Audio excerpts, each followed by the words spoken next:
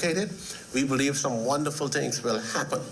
So my plea is to all of our young people in particular, who we meet on a daily basis, that you can come forward now to an urban renewal centers. And in the ensuing weeks, you'll see more information come out, and we'll get you registered, and we'll work with you to get your business started. We believe that this can reduce a lot of those idle things that happen in our community. Our people want to have opportunity. The same persons, like some of us who get opportunities, they want to have opportunities too. So this is going to provide that window. This is providing that door now for our people. Strategically, we have some able workers at Urban Renewal. We have our center managers. All this operation is under the direction of our Deputy Director, Ms. Lily Mae Longley. And then we have strategically center managers, some of them who are here today, and our workers who are willing to help. They are well trained, and they're going to get all the information to ensure that you have a very successful business. Thank you.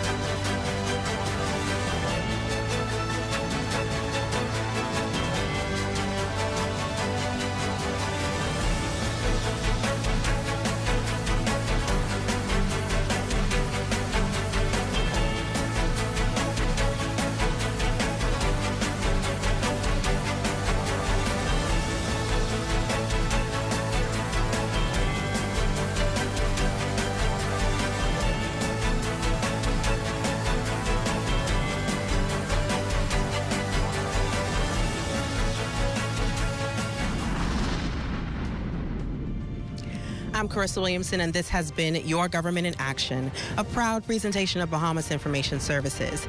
Join us on Wednesday evenings where we bring you highlights, coverage, and information as we continue to do what we do best, linking people and government.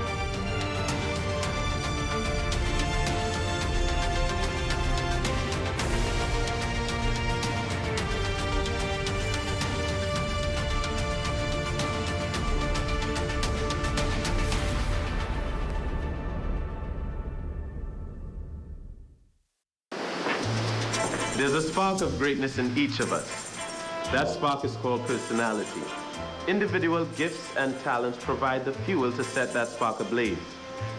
Each child has the right to an education which values their personality and nurtures their talents, while teaching them to be respectful to their parents and their cultures.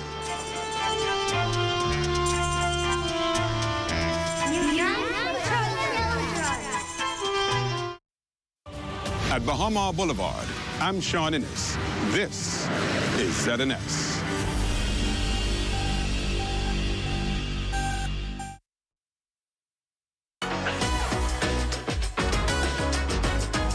It's What's Trending with Jiminita Swain and the Bahama Beauty at the Broadcasting Corporation of the Bahamas from Studio A. It all starts right now.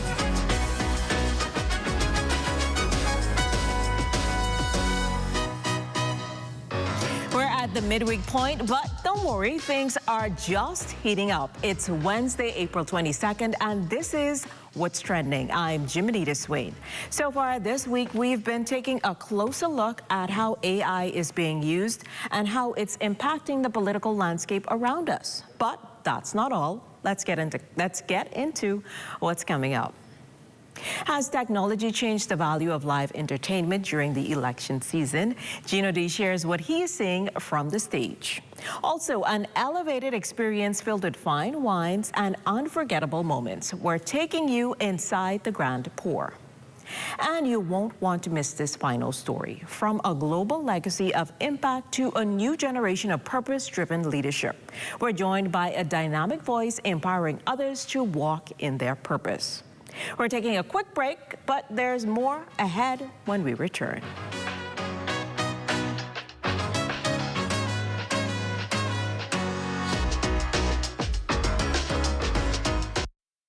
Tourism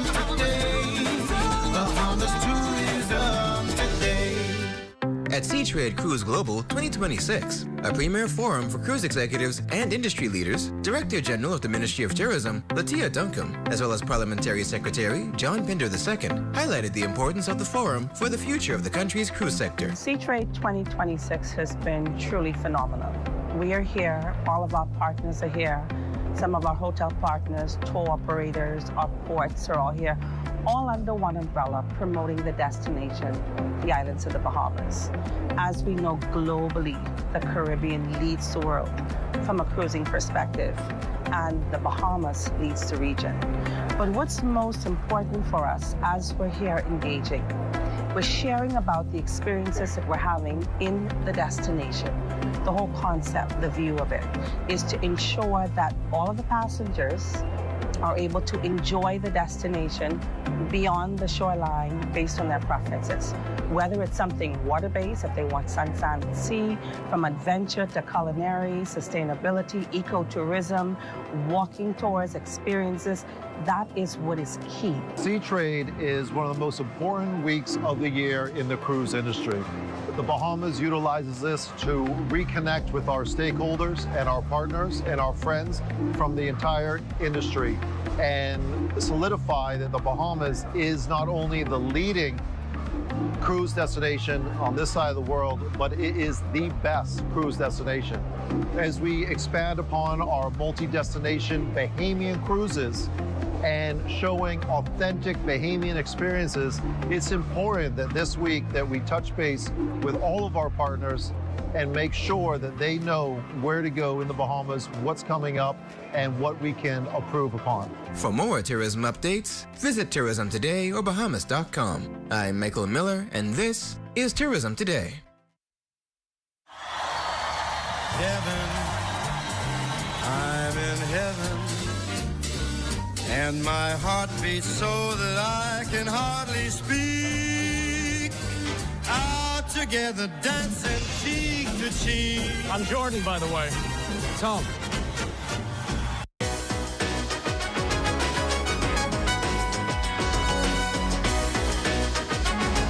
We've been talking about how artificial intelligence is reshaping messaging and influence during this election season, but it's not just political communication that's evolving. Entertainment has always played a major role in the election experience here at home, from rallies to road marches to stage performances that energize the crowd. And as technology continues to shift how content is created and shared, it raises an interesting question. What does that mean for the entertainers who are part of that energy on the ground? Joining us now is one of the Bahamas' most enduring musical voices, entertainer Gino D. Gino, welcome to What's Trending. Oh, thank you so much. It's great to be here. It's great to have you here with us. So let's start here. What has been the current election season? What has that been like for you as an entertainer?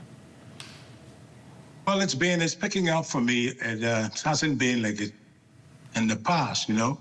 I think there were more opportunities for artists like myself to present our talent on various stages. So like you mentioned, AI has almost like replaced that. So I'll let you get into that, but it's picking up for me now. Yeah, so you were recently on a rally stage just this past Monday. What's that experience like in today's climate compared to previous election cycles? You kind of alluded to it a little bit just now. Yeah, well, I mean, it's fantastic for me. Like I said, I've been doing it for a long time. But the atmosphere was electric, and that's how it should be. I think, you know, whenever you get an opportunity to present your talent to Bohemians, you know, it's always a great opportunity because, like I always like to say, I believe in keeping the vibe alive, and that's why it's very important to present what we call rake and scrape in Bohemian music to especially the younger generations coming up. So for me, it's a fantastic experience. And from your perspective, has the entertainment side of election season changed in terms of the demand, the energy, or the opportunities? Well, it has changed so far as from the recording point of view, where artists had more opportunities to record jingles. Now AI has sort of replaced that, you know, because I think like AI is a complementary tool, but I think we are relying too much on it now. It's tapping into the revenue of human creators, human Bohemian creators. And we've been talking about artificial intelligence across the show. Have you seen or felt the impact of AI in the music or entertainment space? Yes, you touched on the fact of jingles just now, but do you see it more expansively? Oh, definitely, especially on the political scene. You know, about 80% of the jingles are AI generated stuff, you know? And like I say, AI is a very complementary tool. It's efficient. It's efficient in the music production. You can get real creative with it. You know what I mean? It's great at mixing and mastering. But like I said earlier, I think it's a complementary tool because it's tapping into the revenue of the human experience. The human touch has been lost. And the main problem I have with it now, I'm not knocking AI because, you know, I got to move with the trends. But the fact that AI cannot generate what we call Bohemian music. So what you are hearing is the closest AI comes to Caribbean music will be soca and reggae. And I've heard like a lot of political candidates, right? Their main theme song is in another genre other than Bohemian music, which I think is going down the wrong road because, like I said, when you try to influence the younger generation, and for years, you know, we've been trying to keep what I call the vibe alive. Now you have generated AI stuff, you know, just putting out like cookie cutters, you know, and like you have reggae, like I say, you have a soca, but you're not pushing the Bohemian authentic music. Until AI can generate Bohemian music, I think, you know, we're in a serious situation so far as keeping the culture alive. And you are someone, obviously, who has built a long-standing career. How do you protect your authenticity then in this time of technology where you, as you mentioned rightly so, you are concerned with it replicating the visuals, the sounds, and even the voices? How do you remain authentic when you have to now compete with AI? Well, the only thing to do is, like they say, nothing like the real thing, because that's another issue with AI. You know, copyright laws. When you produce with AI, you cannot copyright it. So I would suggest keep authentic and keep doing what we do. What do you think still makes live performances like at the rallies and stage shows so important? Well, it's so important because, like, you know, it's being authentic. And like I said earlier, it's nothing like the real thing, you know? When push comes to shove, man, you can't, like, for rake and scrape. Like I said earlier, AI cannot generate rake and scrape, right? So they'll give you put a song in there, the closer they'll come is soca. I've heard like soca jingles, I've heard reggae jingles, I've heard like R&B jingles, you know? But the good thing in a way is that AI cannot produce rake and scrape, so we still have a job, right? But now the candidates must see that too, as potential leaders of the country, that, hey man, we must be authentic. We can't just discard these guys because AI is town, new kid in town. It's like everybody, you know, have to make a living. So we have to find a way we can balance it and still like appreciate the authenticity of what we call Bohemian music. And looking ahead, would you say that AI is something that will enhance the entertainment industry here, or is just something that artists need to be cautious about? Well, like I say, as a great complementary tool, I think, you know, we have to accept AI to a certain point. I mean, you can't stop it. It's like, it's really, even in the movie industry, and you see the creative work that I think it's Hanno Newbold is doing with the video side of it. It's fantastic. But my concern, mainly, like I say, is the music of what I do. Well, it's really insightful perspective, especially as we continue to see how technology and tradition intersect in both politics and culture. So Gino D, thank you for sharing your experience and, of course, your time with us today. Thanks for having me. My pleasure. Well, from the stage to something a little more refined, we're now pouring into the grand pour. That's after the break.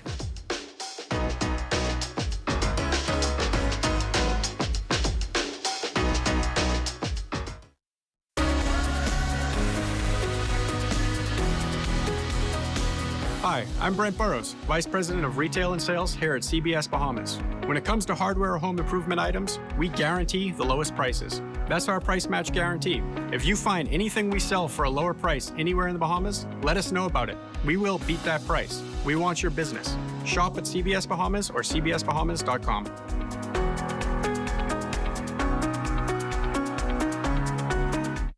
When bold flavor meets crispy perfection, something deliciously unexpected happens.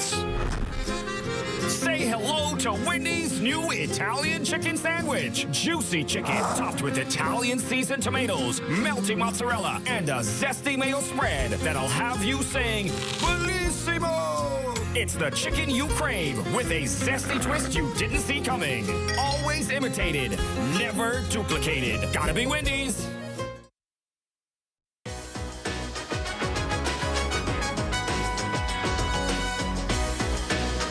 You know, we always love catching up with our friends at 700 Wines and Spirits. They're getting ready to host one of their signature events, the Grand Pour, a celebration of fine wines, great company, and elevated experiences. Joining us now to tell us all about it are Erin Marshall and Valjena Gibson from Commonwealth Brewery.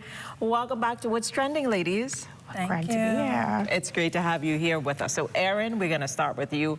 Obviously, what exactly is the Grand Pour, and what can people expect from this experience? The Grand Pour is our kickoff to 700 Wines and Spirits 10th year anniversary. And like the name, it's grand, it's big, it's different. And we are going to be showcasing our portfolio, our Commonwealth Brewery's full portfolio. That sounds very, very interesting. So what inspired you to host this event, and why now? So you may be familiar with the Garden Pour that we would have hosted in December, and we got amazing feedback from the event. Our consumers were excited, they were interested in more. So of course, we wanted to come back with something bigger and better, and the Grand Pour is here. And why now? It's just, what better time than the beginning of summer? So summer is coming. We want to showcase all that we have and just let people know what's going to be up to drink. I like that. So there are wine events, and then there are the Grand Pour. So what sets this one apart? So this is not a wine event specifically, but it is our full portfolio. So we have wines, we have spirits, we have non-alcoholic drinks. Valjena, we know that you are standing by, so we're going to bring you into the conversation. Where and when is this all happening, and how can people be a part of it? Okay, so it's happening this Friday, the 24th of April, at the historic Collins House on Shirley Street.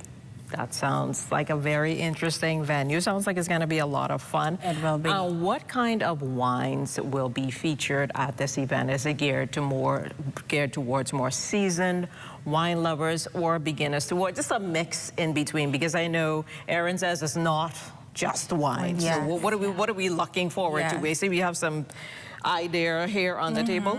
So yes, we will have wines. We have beginner friendly. We have the wine enthusiasts. We have Moet and Chandon. We will have Santa Margarita. We will have Orange Swift. We'll have a host of other wines out there. But most importantly, I want you to remember, guys, that it is not only wines. So it will be beers, it will be wines, it will be spirits, and non-alcoholic options. So what kind of vibes are you creating for guests? Is this more relaxed, upscale, social? What are we going to be feeling from this Grand Pour?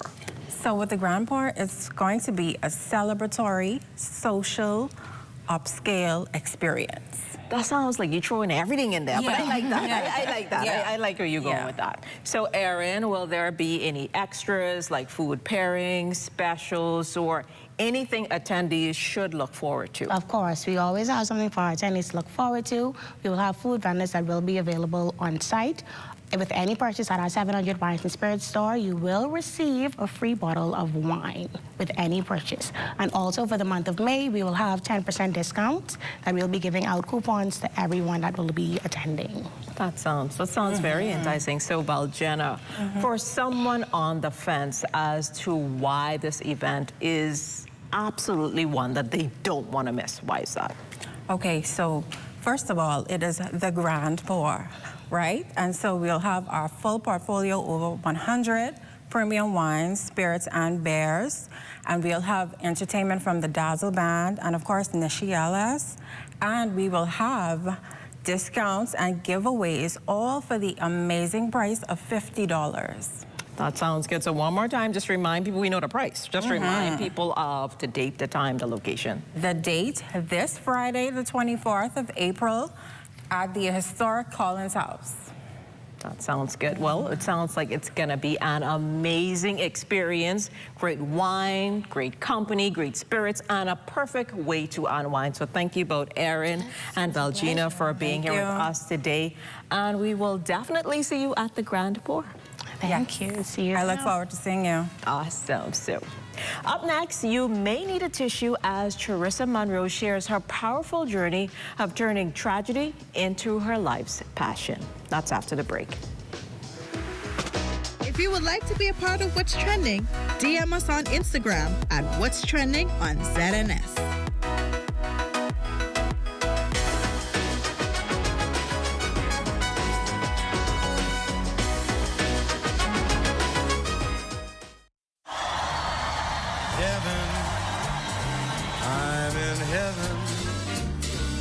And my heart beats so that I can hardly speak. Out together, dancing cheek to cheek. I'm Jordan, by the way. Tom. Creative ideas didn't just come to life. They were activated through the bold intervention of the Tourism Development Corporation, an organization that goes beyond funding to fully understanding what it takes for Bahamian entrepreneurs to scale, sustain, and succeed. From tailored training programs and business plan development to website creation and strategic guidance, the TDC is building businesses with intention and impact across the Bahamas. TDC has an opportunity and has a mandate to develop the tourism industry and develop businesses in that tourism sector. This program, Venture Pitch program, kind of like our version of Shark Tank, gives persons an opportunity to come, present their idea, somewhat in a little pressure environment, but if it's something that you're passionate about, come and present your idea, access some funding that we have available. We want to develop entrepreneurs. The Bahama Venture Pitch Competition was built to unlock opportunity across the Family Islands and bring capital directly to Bahamian entrepreneurs. Since its launch, 9 competitions have been held across 7 islands, with Inagua up next. To date, approximately $360,000 has been invested into island economies, with $216,000, $24,000 per competition, awarded directly to tourism-driven entrepreneurs. This is entrepreneurship rooted in tourism and strengthening economies across the Bahamas. We say to you, listen, keep it down home, keep it authentic, hone your 5 minutes of sharing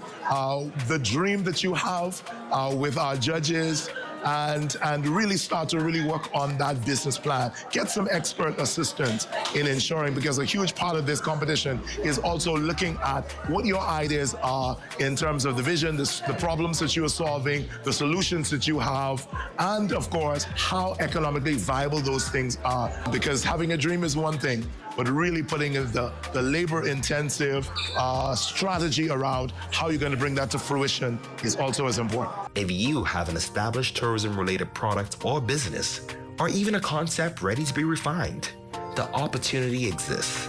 The Bahama Venture Pitch Competition proves that investing in Bahamians is investing in the Bahamas.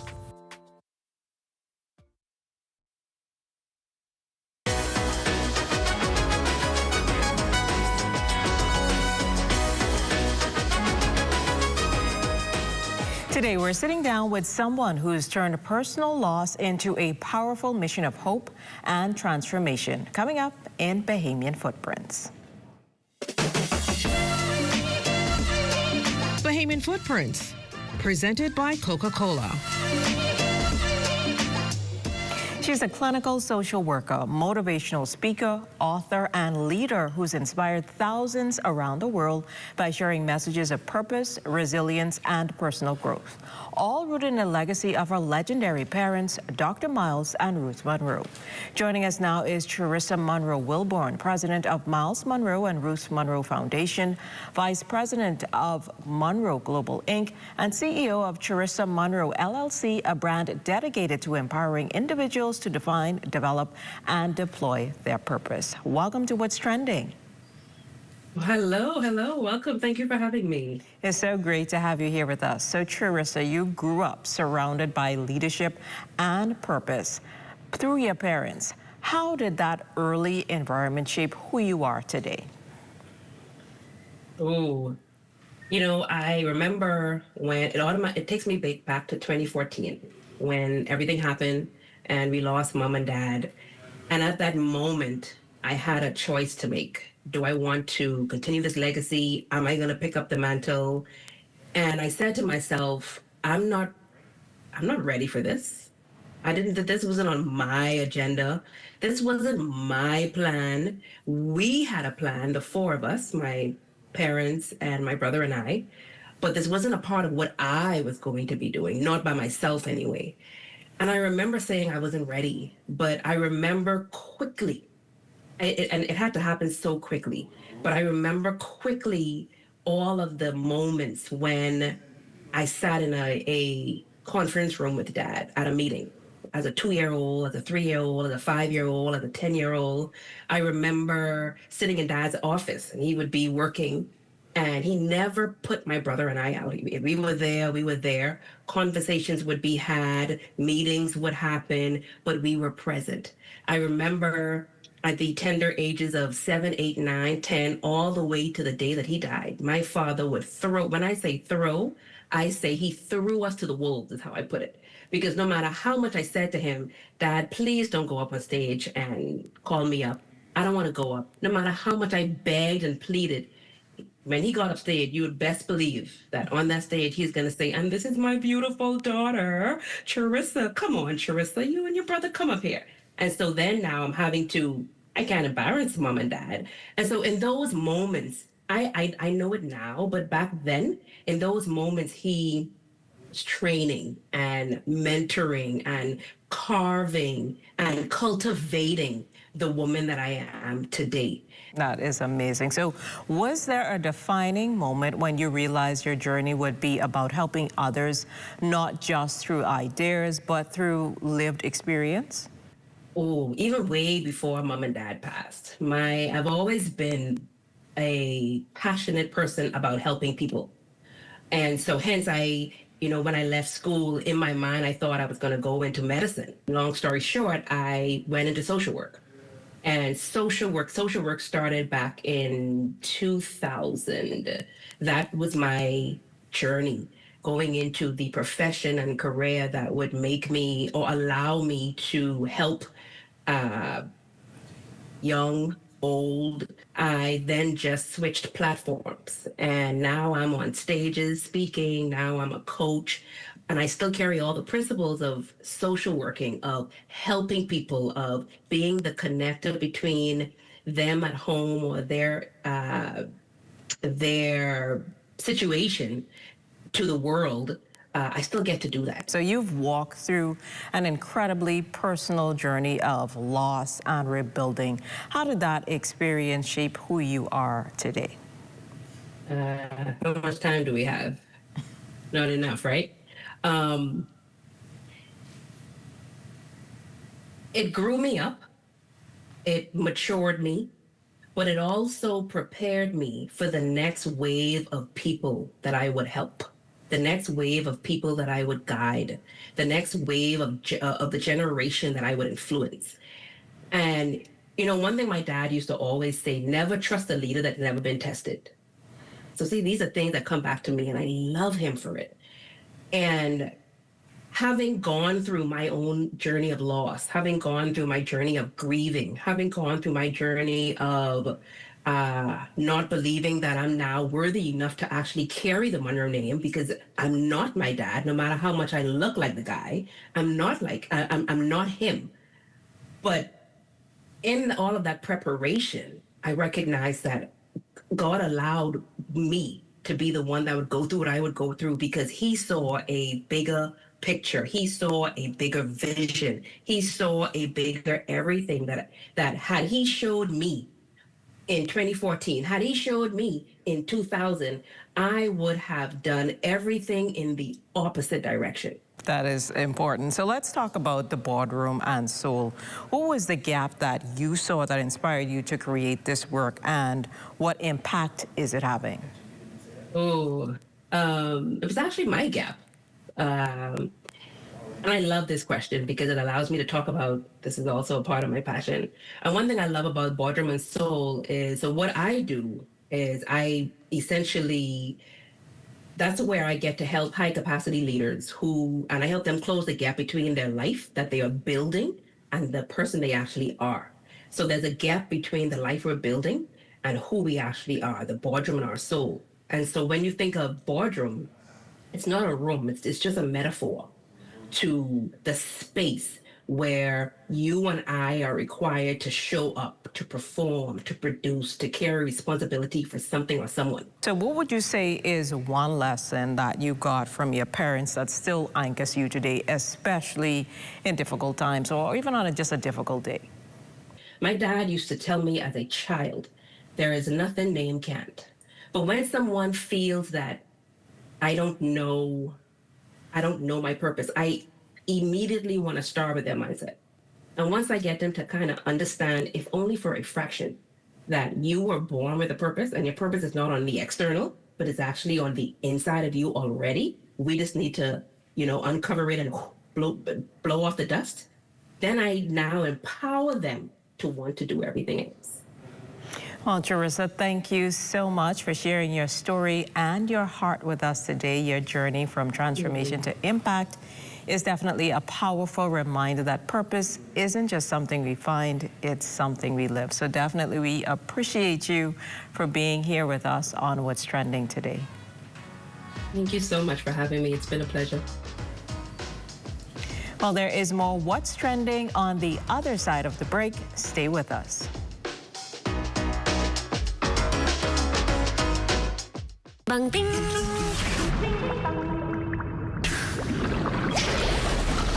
Ding bang ding. Ding ding dong. Bang bang bang. Ding bang ding. Ding bang ding. Ding ding dong. Bang bang bang. Ding bang ding. Ding bang ding.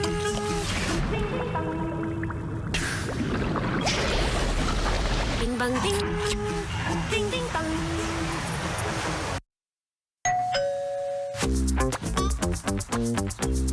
What you grabbing all these pizzas, boy? Wait, Marcos, wait. We have a special on all the large 1 topping pizzas, wait. Pineapple. All. Barbecue. All. Hey, VAT included, but I need the $10 special please. How many would you like? 20 in it. Thank you so much, man. $10, that's it. The Marcos got that deal, boy.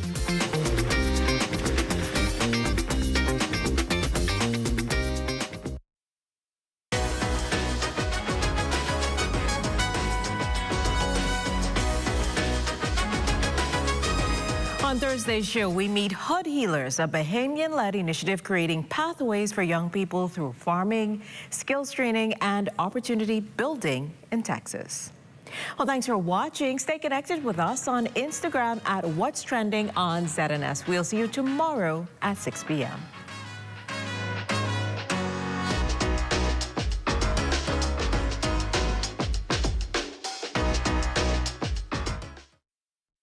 At the 66 Steps, I'm Matea Cunningham.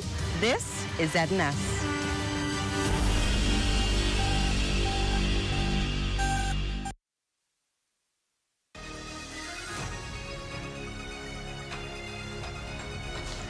This is the Bahamas Tonight. The Northern Edition has a look at stories making news tonight. Advanced poll locations announced as officials clarify who's eligible to vote. Also, more than 50 millionaires among election candidates. An attorney breaks down the figures. And candidates in West Grand Bahama clash on progress or change. The Bahamas Tonight Northern Edition starts now.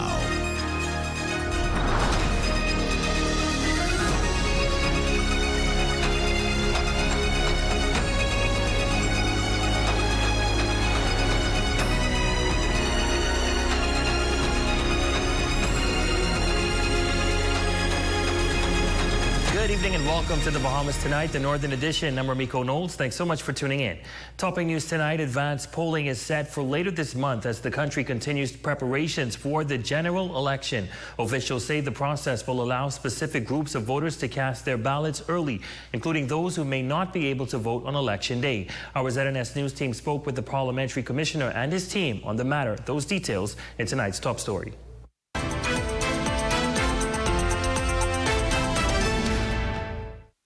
With the advanced poll fast approaching, election officials are now clarifying who will be eligible to participate. Parliamentary Commissioner Harrison Thompson explaining that the process is specifically designed for those who will be unable to vote on Election Day. Those who are 65 years plus, those who will be acting as election agents on the day of the election, the parliamentarians and their spouses, their family, they could all register for the advance poll. In addition to the police and others from the armed forces, and anyone who might have to travel for medical reasons. Meanwhile, Assistant Parliamentary Commissioner Denise Pinder, who also serves as the officer in charge of the Freeport office, says several locations will be made available to accommodate voters during the advance poll, noting that the polling stations will be set up across designated areas to ensure accessibility and efficiency. For Central Grand Bahama, it will be the City of Life building, which is also the old bowling alley, located on Britannia Boulevard. East Grand Bahama will be at the Eric L. Sam Center, and that's at the Church of Ascension. That's on Arden Forest Road. And then Marco City will be at the Belinda M. Wilson Convention Center, and that's located on Poncillon Drive. Pine Ridge will be located at the Foster B. Pastina Center at the Pro Cathedral of Christ the King on Pinehurst Way. And for West Grand Bahama, the Advanced Poll Center will be at the 8 Mile Rock High School gym in Martin. For Bahamians living abroad, officials say arrangements have also been made to facilitate their participation. The Parliamentary Commissioner explaining that eligible overseas voters will be able to cast their ballots at designated diplomatic missions. We have 13 locations overseas that Bahamians can vote in the overseas poll. But you have to be a student who's studying or be a member of the Bahamas government working and being assigned overseas, or if you are traveling for whatever reason, for medical or whatever, and would not be in the Bahamas on the 12th of May, you have to apply by the 17th of this month. Once you applied and you are accepted, you're approved, then you'll be able to vote overseas. Otherwise, you'll have to come back to the Bahamas to vote on the May 12th election.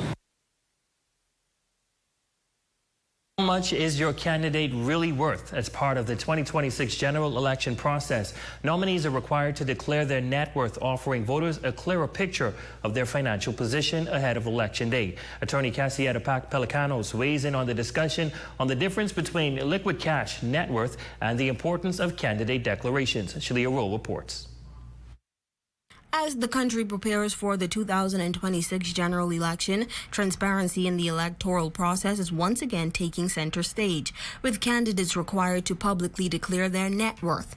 The disclosure requirement mandated under Bahamian election laws is designed to give voters a clearer picture of who is seeking public office while also helping to identify any potential conflicts of interest.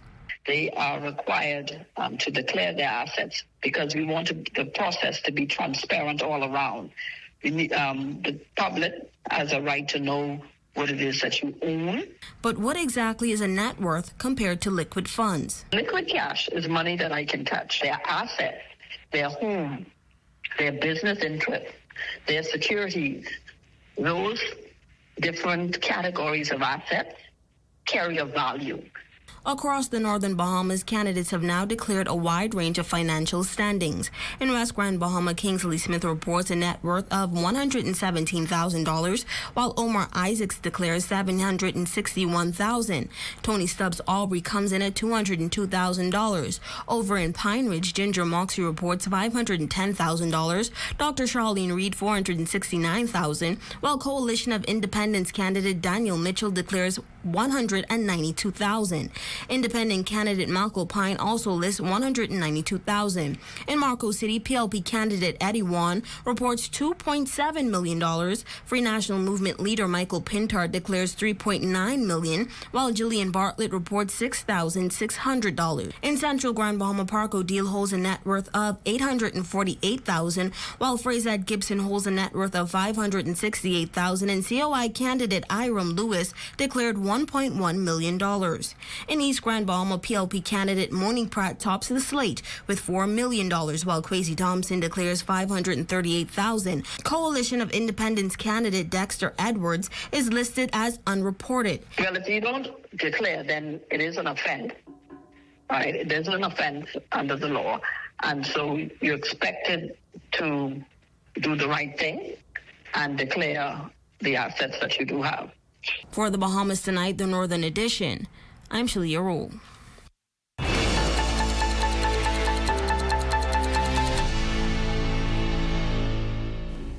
Well, tonight, leaders of the Progressive Liberal Party has taken its political machinery to Abaco. Tonight, Prime Minister and Party Leader Philip Davis, along with candidates Bradley Fox Jr. for Central and South Abaco and Kirk Cornish, along with Bradley Fox Jr. and Ginger Moxie, is expected to take the podium. Our Corville Pyfrom is on the ground. Corville, what can you tell us?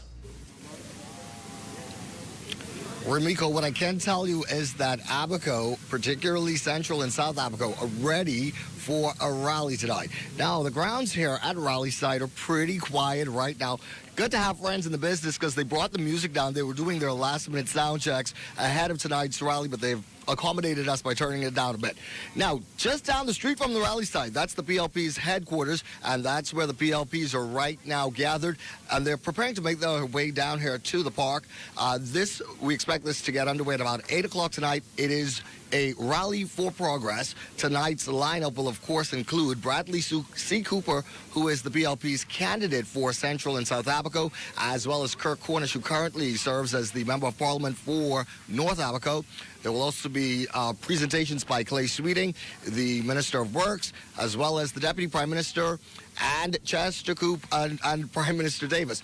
We should also point out, since this is the Northern Edition, that Ginger Moxie is also expected to make a presentation here as well. So that is what is happening. Everything's still being set up. They're putting the finishing touches, Rumiko, but we expect the action to get going here at 8 o'clock. We have another check-in for you coming up on the National Report at 7. Back to you, Rumiko. Thanks so much, Corville. We'll check back in later. Meantime, with just weeks to go before Election Day, the race in West Grand Bahama is shaping up to be a three-way contest where performance, perception, and promises will all be put to the test. And the voters, the decision may come down to a simple question: continue the work or take a chance on change. The details in the story.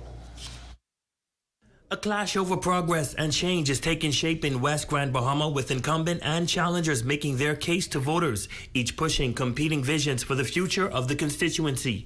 PLP's incumbent Kingsley Smith continuing to defend his record, touting what he describes as tangible progress and a commitment to see projects through. This 5 years is crucial to continue that progress. We know over the years, when a new government takes over, what happens? Things stop, we review, and end up cancelling and put us back some many years. And as I speak to constituents, some of their concerns are we do not need to stop, to go back. So we're going to continue. We want to give you the chance to continue the work that you have been doing. They have seen that this government, under the leadership of the Honorable Philip Brave Davis, is actually making some inroads. But his message is not going unchallenged. Free National Movement candidate Omar Isaacs pointing to what he describes as neglect of the largest settlement. Why does it feel like we are still on the outside looking in? I say it to say, where do those 26,000 people put their money every day? Their hard-earned funds, because we don't have a bank in our jurisdiction. We don't have a major food store or a community center for our children. Meanwhile, Coalition of Independence candidate Tony Stubbs Aubrey entering the race with a different message, arguing that true change will not come from the two major parties, but through a new approach to governance. For me, I'm going to change that, change social service, upgrade it, change a lot of stuff, teachers, firemen, police. We need a new government doc for one thing. We need that. We need the ramps. We need everything fixed, and we need just a whole change. For the Bahamas Tonight, the Northern Edition, I'm Ramiko Knowles.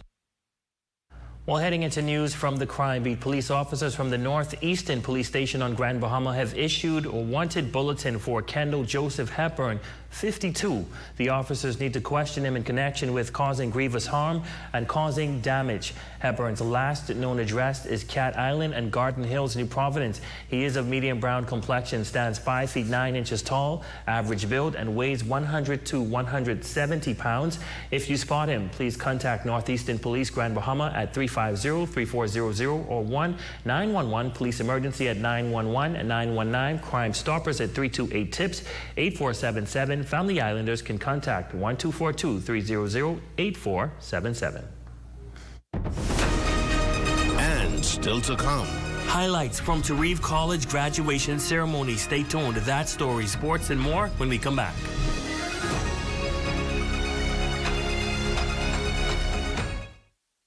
There are some things that are undeniably Bahamian. A good count salad, junkanoo, the way we worship, the way we take care of one another, all undeniably Bahamian. And right in the midst of our iconic things, places, and people is Commonwealth Bank. Increasing access, sponsoring dreams, working alongside Bahamians to increase the quality of their lives for more than 60 years. Commonwealth Bank, nothing more than being Bahamian. Commonwealth Bank, leader in personal banking services. At Dolly Madison, we're jumping into spring. On Saturday, April 25th, we're having a big tent sale. Get up to 80% off all items under the tent. This is a sale you won't want to miss because you could save on anything that's under the tent, up to 80% off. On Saturday, April 25th, the big tent sale. Open Monday through Friday from 8 a.m. to 6 p.m. and on Saturdays from 8 a.m. to 5 p.m. Cash in on the big savings at Dolly Madison. Save more drugs, from cosmetics to prosthetics. What you need for your family, the brands you're looking for, the quality you expect, vitamins you need, and prescriptions you gain. Feel the love. Save more at Save More Drugs. Mother's Day is right around the corner, and if you're thinking about what to get her this year, make it something that lasts. At Grand Bahamas, we transform everyday spaces into something that's truly special. From custom cabinets and elegant countertops to tiles, premium flooring, windows, and doors. And just in time for Mother's Day, Grand Bahamas is back with our 35% off Mother's Day sale happening April 16th through May 16th. This is your moment to upgrade her home. Visit us today and take advantage of the savings. New roads and airports are connecting our islands. Energy reform is bringing electricity prices down, while young Bahamians are stepping up, gaining new skills for new opportunities. Respect for workers, support for entrepreneurs. We're modernizing energy and infrastructure across our islands and preparing Bahamians to succeed in a new economy. Transformations this big take time. Let's choose progress. You're invited to the Spring Revival at the Seventh-day Adventist Church on Gambia Drive on May 2nd through the 16th at 7:15 p.m. nightly. Come and hear Dr. Henry R. Monker speak hope to our community and a world in chaos. Don't miss it. This Friday and Saturday only, Do It Center is bringing you a massive 20% off store-wide sale. From tools to home essentials, everything you need at unbeatable prices. 7 a.m. to 6 p.m. April 24th and 25th on GB Highway. Hurry in and save big before it's gone. Vessels of Purpose Elite presents the 12th Annual Girls and Women Empowerment Encounter on Saturday, April 25th at 3 p.m. at Pelican Bay Hotel under the theme, Bet on You. Tickets are $45 for women and $25 for girls. Get yours now. Edinburgh Napier University, the #1 modern university in Scotland, is now recruiting for their June 2026 intake and is holding a free information session at the Pelican Bay Hotel on April 30th from 6:30 to 8 p.m. Edinburgh Napier's programs, which include the AACSB accredited and NACOB recognized MBA and BA business top-ups for holders of associate degrees, are 100% online, 100% relevant, and 100% flexible, and can be completed in a minimum of 1 year. Reserve a place now at seidegrees.com. That's www.seidegrees.com. #1 team in the North. Only the sun covers the Bahamas better. Welcome back. Graduation day for Tariv College as 26 students celebrated excelling through adversity. Friends and family of graduates packing the ceremony as the class of 2026 received their diplomas. Chairman of the board, Cedric Beckles, commending the cohort for their perseverance, while valedictorian Federica Ingram reminded classmates of their hardships they endured before closing this chapter. Our journey to this stage was not defined only by success. It was determined by the obstacles we faced and the strength we discovered whilst overcoming them. Because you are not defined by obstacles you face, but by how you respond to those obstacles. So congratulations, class of 2026. You didn't just survive this journey, you grew through the journey. You've learned from it, and ultimately, you will excel because of it. Congratulations to the class of 2026. So on hand for the occasion, Minister for Grand Bahama addressing graduates and reminding them that their accomplishment will safeguard the future of the Bahamas. Thank you for doing your part to advance the educational pursuits of our people. By providing accessible, quality tertiary education, you are helping us build a more equitable society. Archers, I want to say thank you so much for all that you do. Well, among the graduates, 2 obtained an associate's in early childhood education, 4 in medical laboratory technician, along with 7 bachelors of science in nursing and 5 in accounting. So congratulations to you all. Well, in other news, the Falcons Boys Club on Grand Bahama is continuing its tenured male youth empowerment and mentorship mission with the 23rd annual Building Youth is Better Than Mending Men Conference. The event is slated for Thursday, April 23rd under the theme Legacy, Write Your Own Story. Founders of Falcons Boys Club, Darren Roll, noting that the long-standing initiative as well as the club aims to impact young males across the island and in the country. For the past 23 years throughout the islands of the Bahamas, the Falcons Boys Club have hosted a conference called Building Youth is Better Than Mending Men, where we go into the high school or into the community and work with existing community partners who are there not trying to reinvent the wheel. And in some cases, we are the initiators of programs such as what takes place on those various islands. 2 partners of this year's edition of the conference is Jack Hayward Junior High School and the Royal Bahamas Police Force. Principal of the institution, Janice Pinder, and officer in charge of Central Police Station, Superintendent of Police Stephen Roll, both say it's an honor and privilege to assist in building the next generation of national male leaders. When the young men of the country see the police, not just to make an arrest, but of course, as a mentor, to help lead them and guide them in the right direction, to be better men of the society. And we're so grateful to Pastor Darren Roll for giving us this privilege of just the boys of Jack Hayward Junior High School stars to be here and experience such an awesome program. I know full well that this is going to be a part of their legacy. This is going to be included in their story.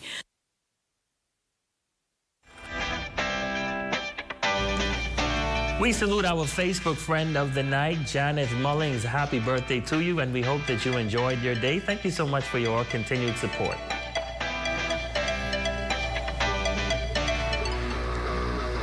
And that is a look at stories making news. Shane, what's happening in sports? VJ Edgecombe, 20 years old, just continues to make history. What were you doing at 20? I don't even remember. But I watched him last night. It was a good game. Very, very Think they can pull it off? Yeah, we'll see. All right. That's coming your way next. Be sure to stay tuned. We'll be right back after the break.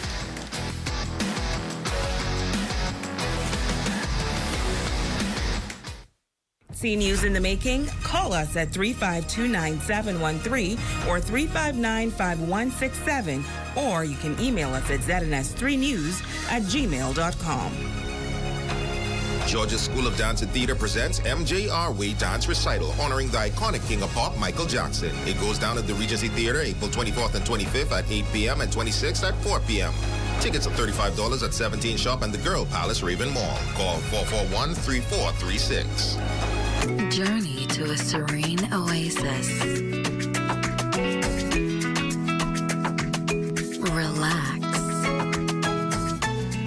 rejuvenate, renew. Welcome to Renew Day Spa. For appointments, call 352-RENU.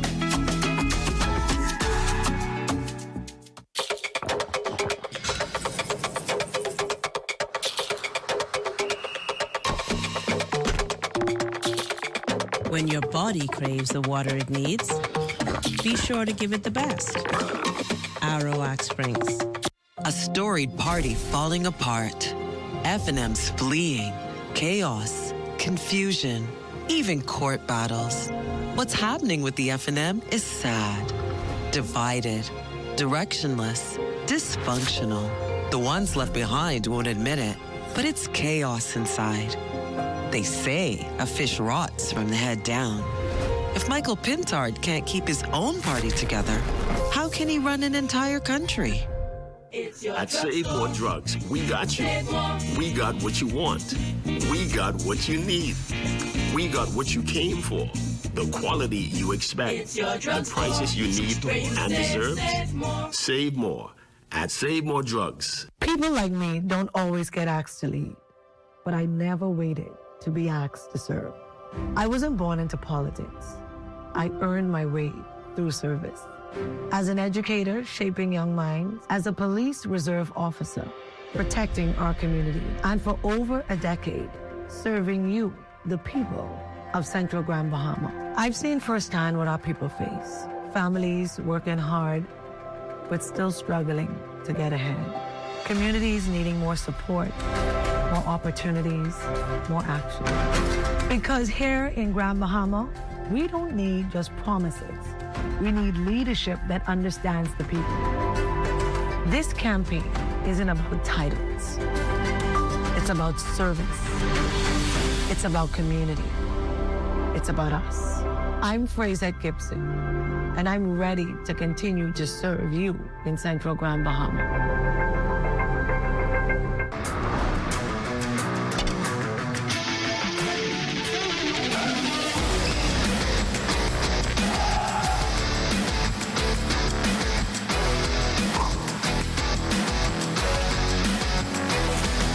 Welcome to the ZNS Total Sports Cave, everyone. I'm Shane Stubbs. From primary to senior, the Tabernacle Falcons found a ton of success at the Frank Pancho Ramen Track and Field Nationals, including finishing second in the Under-17 Junior Division. Head coach Quincy Gray expressing his pride in the team. We had Avante Lotmore, who broke the national record in 2 and 400. Darion Sayers, who was male athlete of the meet in the Under-17 boys. Also, we had athletes like Trunaya Roll, Sandra Russell that won gold medal in their events. And we're extremely proud of our primary school kids. You know, we took 10 kids there.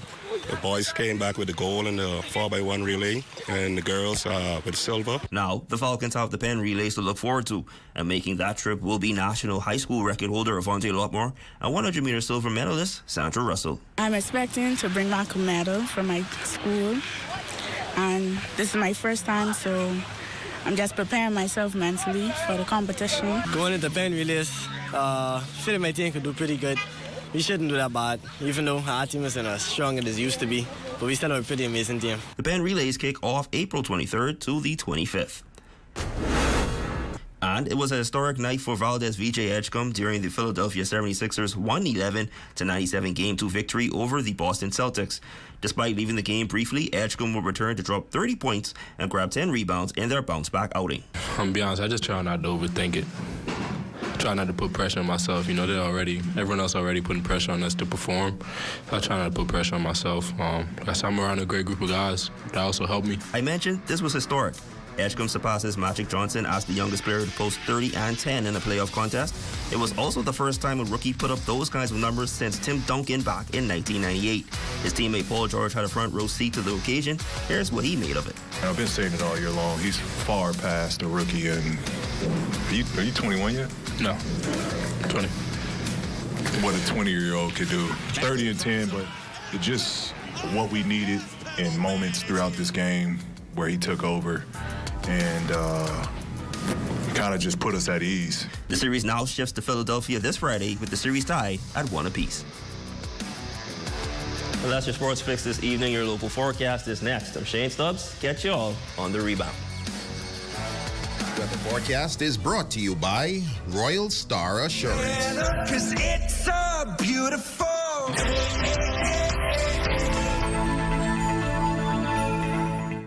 Save more drugs. We got you. From cosmetics to prosthetics. What you need for your family. The brands you're looking for. The quality you expect. The prices you need and deserve. Feel the love. Save more at Save More Drugs. Edinburgh Napier University, the #1 modern university in Scotland, is now recruiting for their June 2026 intake and is holding a free information session at the Pelican Bay Hotel on April 30th from 6:30 to 8 p.m. Edinburgh Napier's programs, which include the AACSB accredited and NACOB recognized MBA and BA business top-ups for holders of associate degrees, are 100% online, 100% relevant, and 100% flexible, and can be completed in a minimum of 1 year. Reserve a place now at seidegrees.com. That's www.seidegrees.com. New roads and airports are connecting our islands. Energy reform is bringing electricity prices down, while young Bahamians are stepping up, gaining new skills for new opportunities. Respect for workers. Support for entrepreneurs. We're modernizing energy and infrastructure across our islands and preparing Bahamians to succeed in a new economy. Transformations this big take time. Let's choose progress.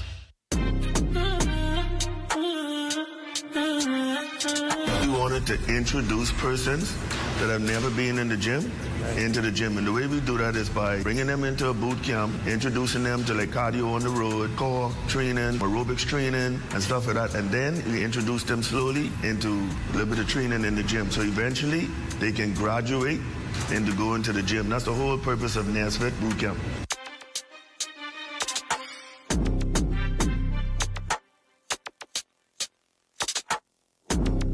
My name is Danica, a.k.a. Pretty Lifted. My name is Nika Udit. I'm from Trinidad. Body by Johnny here. My role is just to push and motivate clients to get through the workout.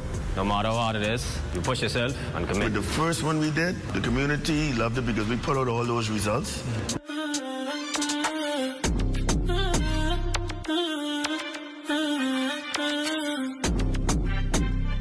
It's going to be fun. You're going to get in shape. And 1 foot in the door is better than It's summers in 2 months, so let's go. I'm an official trainer at the NASFIT Boot Camp. I'm an upcoming trainer at the NASFIT Boot Camp. You don't want to miss this. See you there. I'm Coach Allstate. I'm one of the official trainers in the upcoming boot camp. You can reach us at 806-4238 or 458-5775. WhatsApp or call.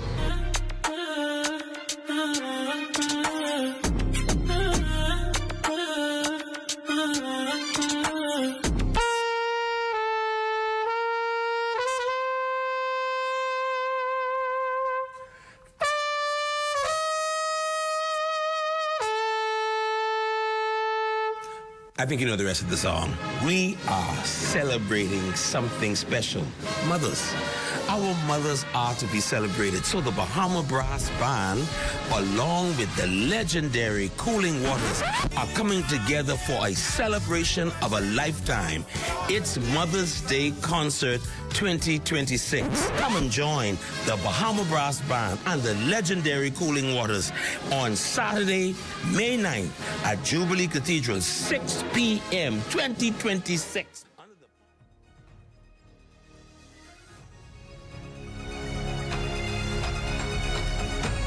And that is going to do it for us here in the North. I'm Ramiko Knowles from Shane Stubbs. Thanks for tuning in. The Bahamas Tonight is coming your way next.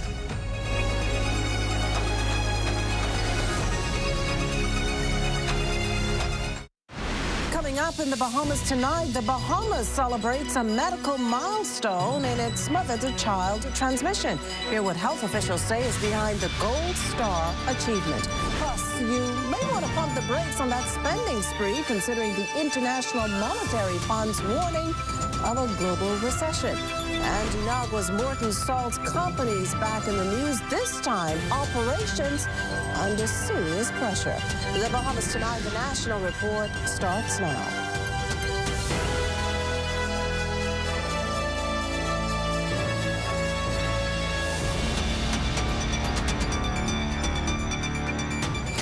Good evening, everyone, and welcome to the broadcast. We begin tonight with news of a major public health breakthrough for the Bahamas. The country achieving international certification for eliminating mother-to-child transmission of HIV, placing it among a select group of nations worldwide. Fern Carey has tonight's top story. The Bahamas joining a select group of countries and territories in the Americas that have eliminated mother-to-child transmission of the human immunodeficiency virus, or HIV, which means HIV transmission from mother to baby is less than 2%, making it no longer a public health threat or public health emergency. The historic public health milestone has been validated by the World Health Organization. Members of the global public health community recognized the achievement, offering congratulations virtually and by video during the ceremony. Country representative for the Pan American Health Organization, Dr. Eldona Boyson, said the achievement reaffirms our shared commitment to protect the health of mothers and children. Today we celebrate lives protected, futures secured, and a nation that has shown what leadership in public health looks like.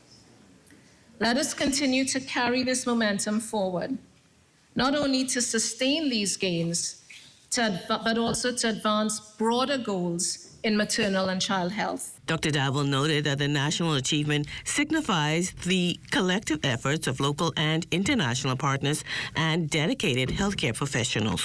The certification of the Commonwealth of the Bahamas for the elimination of mother-to-child transmission for HIV means that babies in this country are now being born free of HIV, and mothers are achieving the care and treatment they need to live healthy lives. This outcome is a result of a deliberate and disciplined public health strategy. It reflects strong antenatal care coverage, routine testing, early and sustained treatment, and consistent follow-up throughout our islands. A moment of silence was also held for the late Dr. Perry Gomez, who laid the foundation for this public health milestone. His work reminds us that progress in public health is never accidental. Healthcare is not a privilege, it is a right. It is a core pillar of our national agenda, and we remain committed to ensuring that all people in the Commonwealth of the Bahamas, regardless of circumstance, have access to high-quality, equitable care. During the ceremony, Dr. Davil also accepted the certification certificate on behalf of the country. For the Bahamas Tonight, I'm Fern Carey. Meantime, health officials say there has not been an increase in the number of people presenting with acquired immunodeficiency syndrome, or AIDS, in the country. Manager of the National AIDS Program, Dr. Nakia Forbes, has the latest figures. Our 2024 numbers, new infections fell from 2010 to 2024 by 47%, and AIDS deaths declined by 58% from 2010 to 2024. Now remember, I said that when we had that press conference that in COVID, testing went down, and so in that particular year, cases seemed to be at an all-time low. But it takes time. We have to look at trends over the years to see, okay, is that because there is a real decrease? Was it because less people were able to get tested? And so we would have seen a little increase from that year, those years when we had COVID. And so we're examining that closer. Well, we turn our attention now to news on the economy amid fresh concerns about rising global pressures and what this could all mean for the Bahamas. In this next report, our Leah Cooper gets insight on a possible hit to tourism and everyday spending. The conflict has already disrupted key shipping routes and energy production, pushing up oil and food prices and raising concerns about inflation. Analysts warn that countries dependent on imports, especially developing economies, could be hit the hardest as currencies weaken and costs rise. Despite these pressures, global growth remains relatively steady for now. The IMF projects growth at just over 3% in 2026, though that outlook depends heavily on how long the conflict lasts. A prolonged crisis could slow growth significantly and push inflation higher across the globe. Fidelity Bank CEO Gowan Bowe gives us insight on how that may look here at home. And so from that perspective, we certainly would expect the global recession to have negative impacts on our tourism product although in some segments we are targeting high net worth individuals, which would not be as severely impacted. So in some of our second homeowners, in terms of some of our private islands and boutique resorts, etc., those would be less susceptible to recessionary pressures. Bo adds if fewer tourists come in, that drop in foreign spending could start to affect everyday economic activity here at home. If we see a contraction in our actual visitor base and our economic productivity from the external markets that we tend to access, then that is going to have a knock-on effect in our own economic environment in terms of employment, in terms of movements in wages and income, and that is going to have an impact on purchasing in terms of our domestic market by local residents and citizens. Still, he adds there's no need to panic. Recessions are expected on a cyclical basis about every 10 years. We remember the Great Recession very well in terms of 2008. It could be argued that during 18 and 19, we didn't have a downturn, but certainly the actual activity that took place with COVID-19 took place, and we're now 6 years removed from that. And so while 10 years is the general sort of 10-year cycle. So from the Bahamas context, my viewpoint is always this: have we taken the lessons learned in previous recessions to, as best as possible, proof ourselves against recession, and in the absence of a national development, actively create strategies that even though we may get knocked off course, we can come back to, will make it very difficult. As Gowan Bo reminds us, the best way to weather a recession is to prepare for it during times of economic strain. For the Bahamas Tonight, I'm Leah Cooper. Meantime, energy, commodities, aviation, and the financial markets have all been hit in some way by the United States and Israel's war on Iran, and the domino effect is already being felt around the world. Here at home, these geopolitical tensions are expected to impact the country's inflation rate. Central Bank Governor John Roll this week revealed there will likely be an inflation increase, but confirmed the Bahamas has a healthy financial platform to cushion any potential fallout. We have adequate supply of foreign reserves to accommodate the increased payments that we may need to make insofar as energy costs are concerned, or higher costs for other imports. And from that point of view, we're also comforted that our financial system is in a healthy and sound position, because in times like these, one of the areas as well where you may tend to have increased pressures is that for the banking sector, they may have to be a little bit more attentive in managing their lending risk. But our banks are going into this crisis in a very healthy position insofar as their levels of credit risk are concerned. In related news, Morton Salt Company's overburdening taxes said to be why company execs are looking at reducing or even ceasing operations in Matthewtown, Inagua. Bahamas Manufacturers and Allied Workers Union President Richard Ingram telling ZNS News that Morton Salt execs visited Inagua yesterday to inform staff that the company can no longer sustain its Inagua business at its current level unless a more viable option for workers is reached. They want to actually lay off 35% of the workforce and continue to limit operation under certain limit. The Nago General Store pumping of the fuel and the power hose support, and restrain only essential staff at a 45-day notice prior to the layoff. Option 2, that all employees retained but placed under reduced work week schedule, approximately 20 hours per week, reduce the production operation. A general store reduced to 2 to 3 days per week. The benefit, they say, will maintain. The purpose of implement being made first. The union president further revealed that Morton Salt is willing to meet with the government in 45 days to resolve this matter. He's passionately appealing to the government for swift intervention in order to keep employees working and to protect Inagua's economy as the island's main employer. The production at Morton Salt has been strong, and employees has been meeting the target. However, workers are not caught. Workers are caught in the middle of this course negotiation between the company and the government. Morton Salt is one of the largest employer in Matthewtown, and we approximately hired 60 employees, including management. A significant reduce will have a serious economic impact on this island. Coming up, the chairman of Parks and Beaches opens up in the face of concerns over cost overruns. You're watching the Bahamas Tonight, the National Report. There's more news in a moment. There are some things that are undeniably Bahamian. A good count salad, junkanoo, the way we worship, the way we take care of one another, all undeniably Bahamian. And right in the midst of our iconic things, places, and people is Commonwealth Bank. Increasing access, sponsoring dreams, working alongside Bahamians to increase the quality of their lives for more than 60 years. Commonwealth Bank, nothing more than being Bahamian. Commonwealth Bank, leader in personal banking services. The week moves fast. Move smart with KFC. Monday, start with crunchy deals.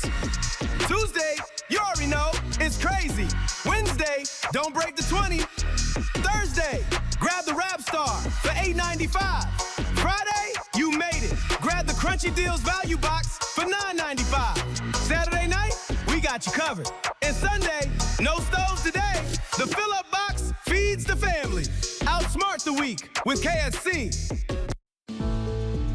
Special voters, overseas voters, and those aged 65 and over are invited to make an application to vote in the advanced poll, which will be held on Thursday, April 30th in New Providence and Grand Bahama.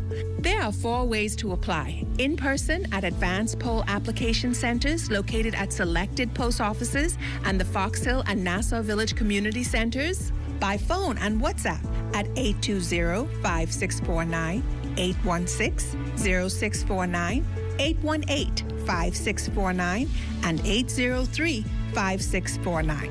By email at advancepollparl@bahamas.gov.bs, via the government portal mygateway.gov.bs and the Parliamentary Registration Department. Applications can be made Friday, April 10th through Saturday, April 25th.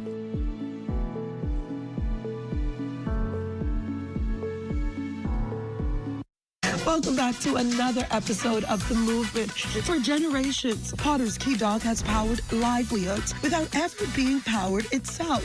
This historic marine hub has operated through ingenuity, resilience, and makeshift solutions. But today, it stands on the threshold of transformation. Well, the groundwork has officially started to electrify the Potter's Key Dock for the very first time in our nation's history.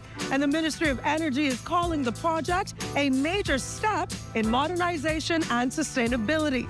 The Ministry of Energy is now laying the groundwork to electrify the dock for the very first time. And leading the charge is Energy Minister JoBeth Colby Davis, who toured the site, meeting with vendors whose daily lives stand to benefit from this long-awaited upgrade. I think all the vendors are grateful for it because we use sometimes 4 or 5 generators a year. And we say thank you to the minister. So today, this project means access to reliable and sustainable power to continue to grow their businesses. The electrification project is being led by the Ministry of Energy, working alongside Bahamas Power and Light, the Ministry of Agriculture and Marine Resources, and the Ministry of Works. This new system will introduce lowering operational costs and environmental impact over time. Each individual stall will have their own dedicated meter. We are also installing spare infrastructure for the next 20, 30, even 40 years. The Ministry of Energy is so proud to be at the forefront of this national and historic initiative, and we invite everyone to celebrate the electrification of Fortescue Dock. Now, vendors say that more reliable electricity changes everything.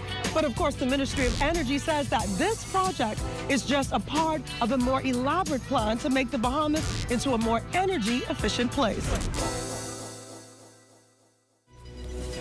You're looking at a shot of the Margaritaville Resort and the British Colonial Hotel in downtown Nassau with an awe-inspiring shot of Nassau Harbor in the background. That drone shot courtesy of our pilot, Shane Gibson. Well, the Progressive Liberal Party's Choose Progress campaign over in Abaco tonight, where the Prime Minister and party leader, the Honourable Philip Davis, headlines the rally in Marsh Harbour. On the ground for us, our Corval Pye from Corval. Well, just over a half hour ago, we were on the air with our friends from the north, setting the scene about what was happening here in South and Central Abaco, where the PLP has brought its Rally for Progress here to Central and South Abaco. So, they were pre-gaming before, having some festivities at the PLP's headquarters. The crowd's been dispersed, but we understand that folks are starting to make their way here to the rally site. The road's been closed off, and so the officers are only going to allow you to get in by foot traffic only. And tonight's lineup will include, of course, the candidates for both North Abaco as well as South and Central Abaco. Those persons being Bradley Fox for down here in South and Central, and of course Kirk Cornish for North Abaco. You'll also hear tonight from Ginger Moxie. You'll hear from Chester Cooper, as well as the Prime Minister, the Honourable Philip Davis. So the rally expected to get underway at 8 o'clock tonight. Lots of PLPs are expected to be on the rally site. The Choose Progress will continue, of course, to be the theme, and so you will hear the keynote address and on that message delivered by the Prime Minister, as well as the other presenters here tonight. So that is what is happening. I'm Corval Pye, and we're reporting live tonight from Central and South Abaco. Back in studio to you, Makashla. Well, thanks, Corval. And you can expect to hear more about the PLP's rally there in Abaco in our late-night newscast. Meantime, every dollar of taxpayer money spent by the Bahamas Parks and Beaches Authority is accounted for, so says Executive Chairman Michael Barnaby, who in a statement today indicated that stronger financial controls have been put in place, including contract verification, tax compliance requirements, and documentation confirming work completion. All part of efforts to improve transparency and oversight. Barnaby's statement follows concerns of cost overruns by the Bahamas Public Parks and Beaches Authority, which spent at least $141 million over the past 4 years. The authority also contrasts this with what happened under the previous administration, alleging there were gaps in record keeping and oversight, including payments made without proper documentation.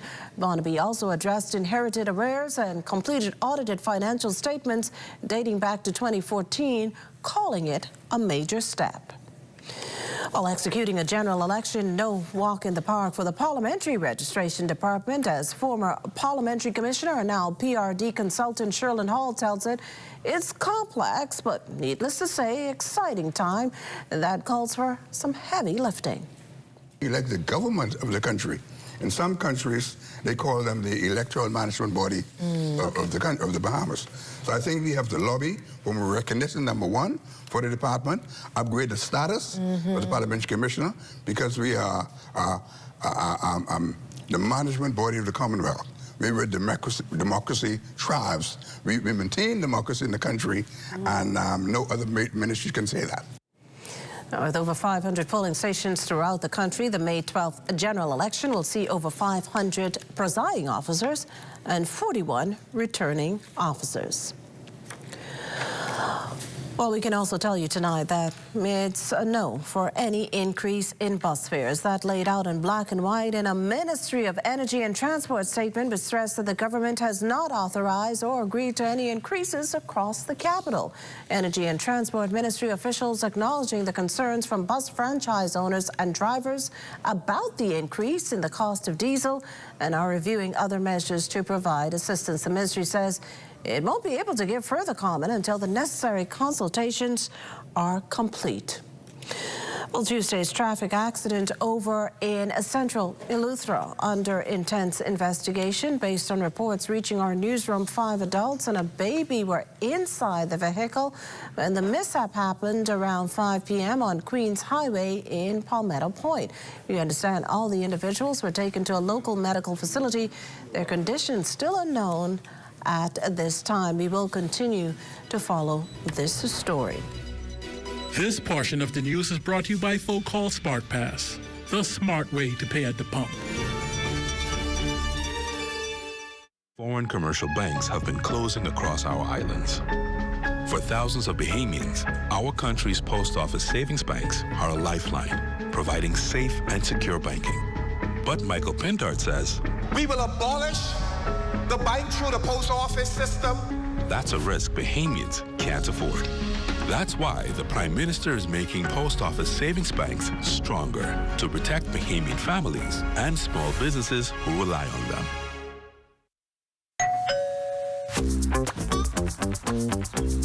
Wait, where you grabbing all these pizzas, boy? Wait, Marcos, wait. We have a special on all the large 1 topping pizzas, wait. Pineapple. All. Barbecue. All. Hey, that included, boy. I need the $10 special plate. How many would you like? 20 in it. Thank you so much, man. $10, that's it. The Marcos got that deal, boy.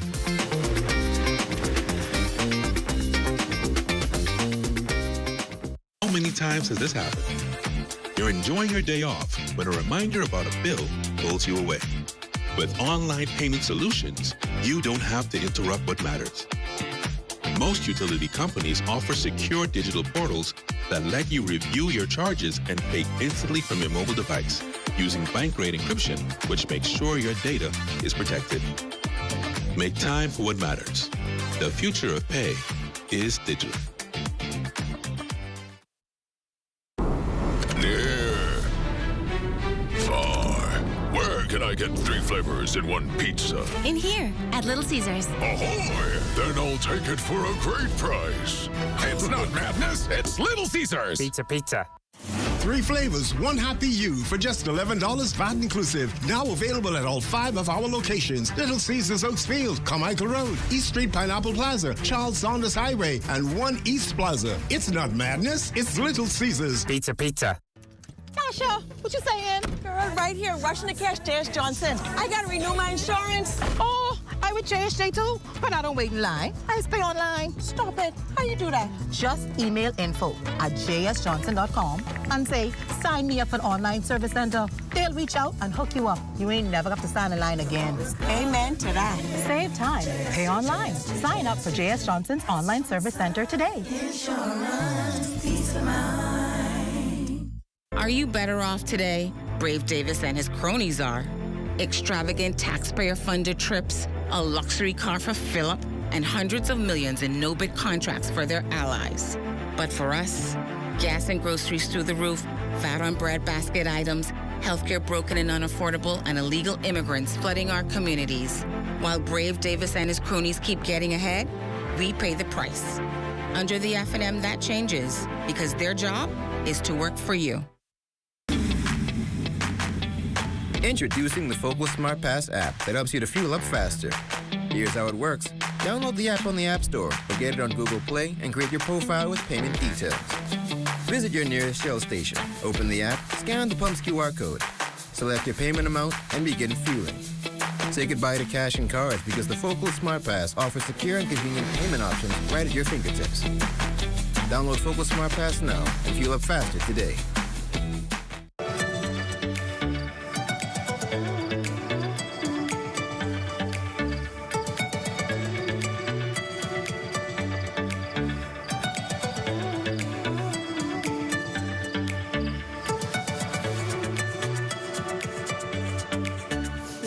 Hip hip hooray to Mother Earth as the world pauses to provide support for environmental protection. Here at home, the country's main gateway is doing its part, and in a major way. The Lyndon Pinning International Airport celebrating the achievement of Level 2 carbon accreditation. There are 5 in all. Level 2, though, means it's been recognized for having mapped and measured its carbon footprint and have demonstrated a reduction in carbon emissions through active carbon management initiatives. initiatives. NAD President and CEO Vernice Walking sees the achievement as an important milestone for LPIA, one that reflects a continued commitment to operating responsibly while supporting the growth of airlift in the Bahamas.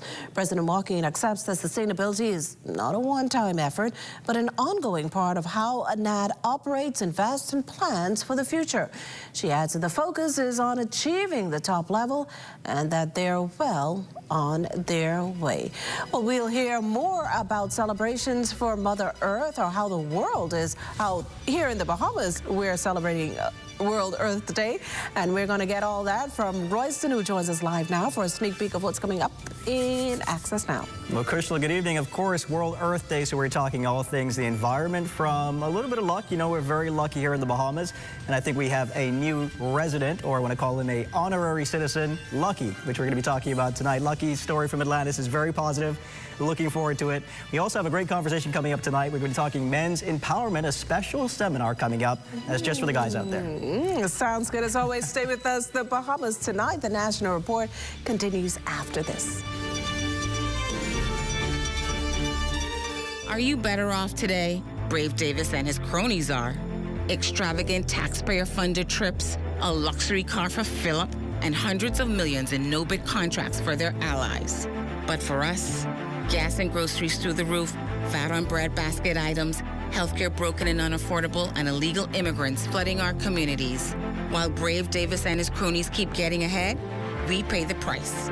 Under the F&M, that changes, because their job is to work for you. Throughout our lifetime, we must all make decisions. No matter how we choose, the right one just needs to be made. Like having J.S. Johnson Insurance Agents and Brokers as your insurance partner. We've been serving the Bahamas for over 100 years. Whether you need home, motor, marine, or commercial insurance, make the right decision. Call 397-2100 or visit jsjohnson.com. JS Johnson Insurance, peace of mind. When bold flavor meets crispy perfection, something deliciously unexpected happens. Say hello to Wendy's new Italian chicken sandwich. Juicy chicken topped with Italian seasoned tomatoes, melty mozzarella, and a zesty mayo spread that'll have you saying, Bellissimo! It's the chicken you crave with a zesty twist you didn't see coming. Always imitated, never duplicated. Gotta be Wendy's.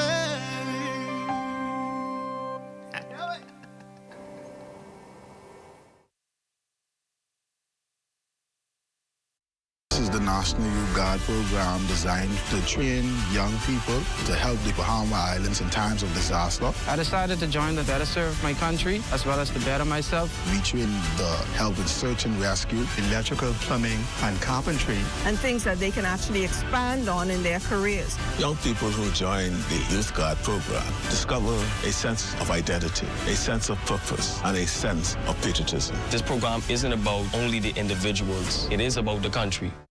That does it for the National Report, but stay close. The Bahamas Tonight continues with Access Now.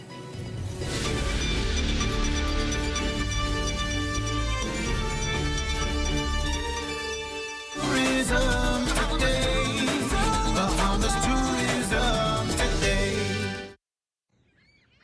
Here at the Ministry of Tourism, sustainability matters. This Earth Day, we caught up with our sustainability manager, Taryn Sims, who tells us the importance of nature tourism to the Bahamas.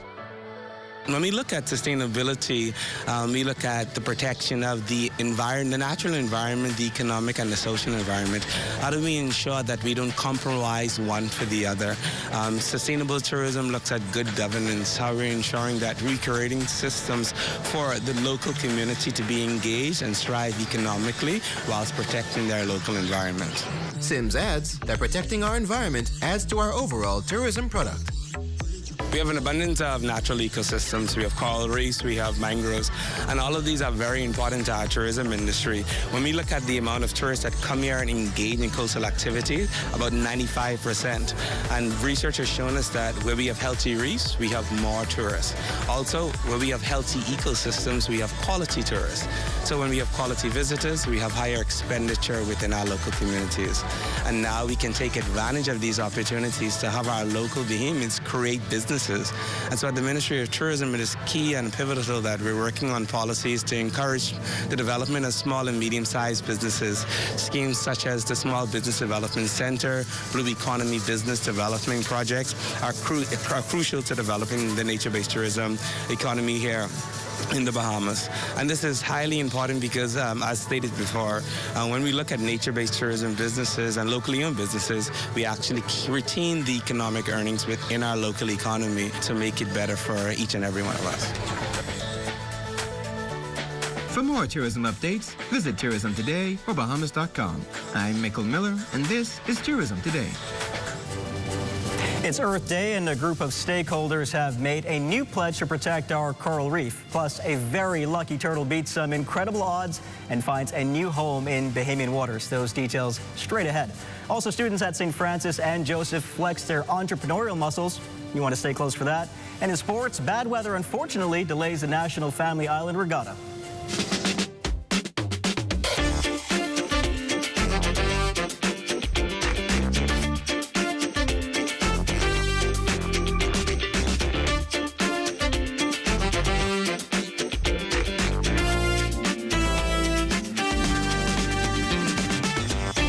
Bahamas Tonight Access Now starts now.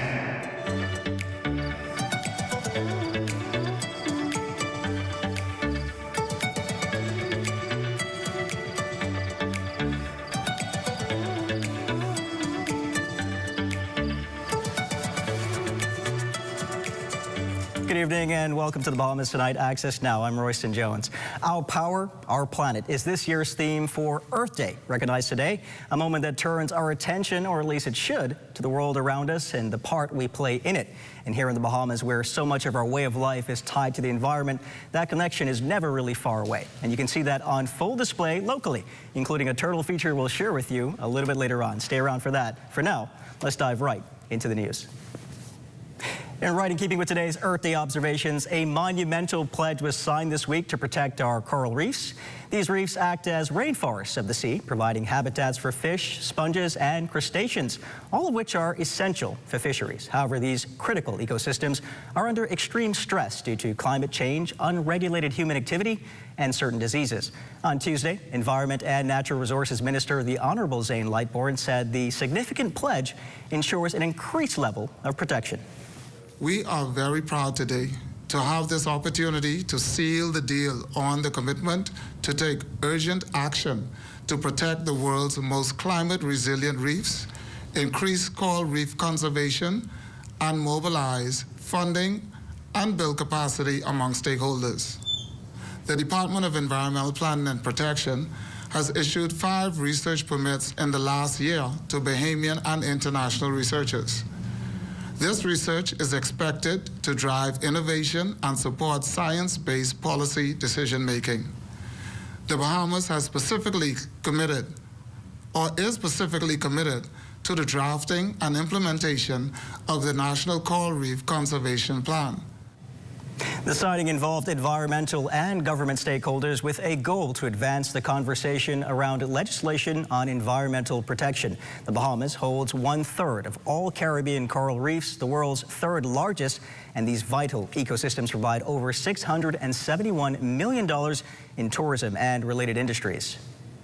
Now, a story we're all looking forward to, just in time for Earth Day. We've got the heartwarming story of a turtle that defied some incredible odds. Meet Lucky, the little turtle that could. He's critically endangered Ridley sea turtle that washed up in the freezing temperatures in Canada just a few months ago.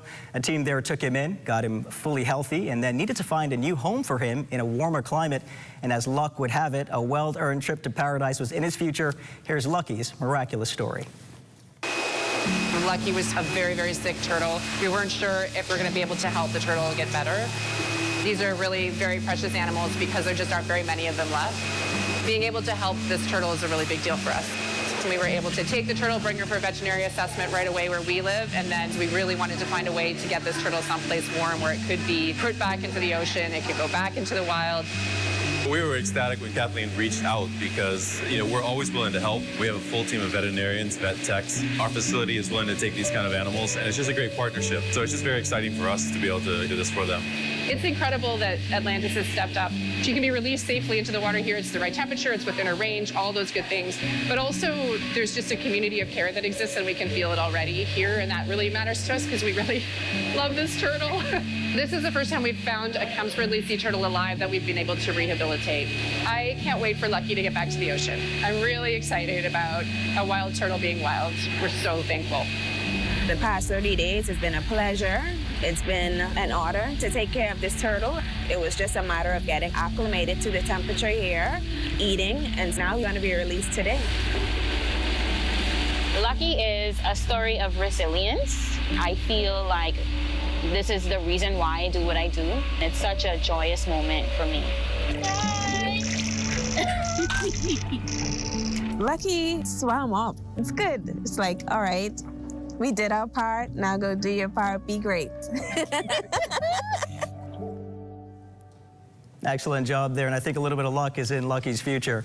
In other news tonight, a lesson in entrepreneurship, financial literacy, and independence was at the heart of a pop-up at the St. Francis and Joseph Primary School today. And it was the students who actually got to put their business skills to the test. West Calix Forbes takes us shopping. St. Francis and Joseph Catholic Primary School was the hottest pop-up shop on the block today. Young entrepreneurs grade 3 through 6 getting the ultimate math and money lesson as they opened their own mock business to sell their products. And my shopping bug was fully activated, so let's see what I found. Doll dresses made out of balloons? Yes, I was intrigued. At heart, I'm a fashion girl, so this had my full attention. These are doll clothes I have started since I was 3 years old, just making weird designs and graphics out of, balloons and different stuff. I just make them in shapes, cut them out. I'll make like lines to make the tops and different things. Like for the dresses, for example, I just cut like a line by the balloon where you blow it up and then cut a line at the bottom where One dress down, 99 more to go to meet Anaya's goal. This in-school pop-up shop is all about teaching math and real-life entrepreneurial skills so students get a head start. So in the mathematics class, we have a math specialist. Her name is Mrs. Fielding Calvin. She would go over the skills that the children implemented during this workshop. So they maybe have a presentation in the front of the class sharing their experience becoming mathematically educated. So they're learning more about numbers, they're sharing their experience with the children. It's overall a different type of learning because then students learn from each other. And now, back to my shopping list. With a cute dress secured, it's time to snag the accessories, slime for playtime, and maybe even this painting. This is cute. While shopping was my focus, this parent says he's happy to know his child's school goes beyond textbook and chalkboard. I would like to see the schools teach the children more stuff that is happening in life. A lot of stuff that we're teaching in school that we learned growing up, we not have a chance to use them in everyday life, but more stuff that would help the children that when they get into the real world, they'll understand what's really going on with them. And safe to say, today's goal was met. The students are learning the basic rule of financial literacy and independence early on. For the Bahamas Tonight, Access Now, I'm Wes Calix Forbes. Thanks so much, Wes. Still to come, a safe space for men. We've got the details on an important upcoming conversation that's just for the guys out there. And of course, Diane Dorsett has your Access weather forecast, so stay close. Get to glow, keeping you in the know. to know. God, it's good enough to eat, then it's good to grow. It's good enough to eat, then it's good to grow. The Ministry of Agriculture and Marine Resources recently hosted Agri Expo 2026. Hundreds of patrons came out to the Gladstone Road Farmers Market for 3 days of farming, food, and fun. The expo brought together farmers, vendors, families, and agriculture lovers across the country for an exciting showcase of Bohemian talent, local produce, and innovation in agriculture and marine resources. Here's what some of our patrons had to say about the expo. I feel like it's a very good opportunity, especially for small businesses, because it shows and it brings light. Instead of like all the TNCs and all the big companies, it brings light to the small local companies, and it also helps to keep money in the economy. This is my first time being here. I'm really excited. It was amazing. I was able to visit a lot of the local vendors here, see some of the plant stores, get a feel of the local teas. Even though I'm an island girl, it was like a really good experience. Some of the tarts, and I can say that definitely next year I'll be back. We also heard from some of our vendors. It was a lasting experience. I love being here because we meet all types of people. I was surprised to see how well my product sold. It's a new product on the market that we're just trying to introduce to the Bohemian populace, and they seem to be accommodating. It was beyond my expectations. I'd be at the farmers market regular on Saturdays as a vendor for years, but when I saw the amount of tent and the amount of, I really can't find words for it, but I really think it's unique and it's needed. The culture needs to be exposed more. I wish this could happen every month or every 3 months. This year, there were more vendors, more excitement, and the organizers responsible, they did a great job in terms of helping us to set up and have everything in order.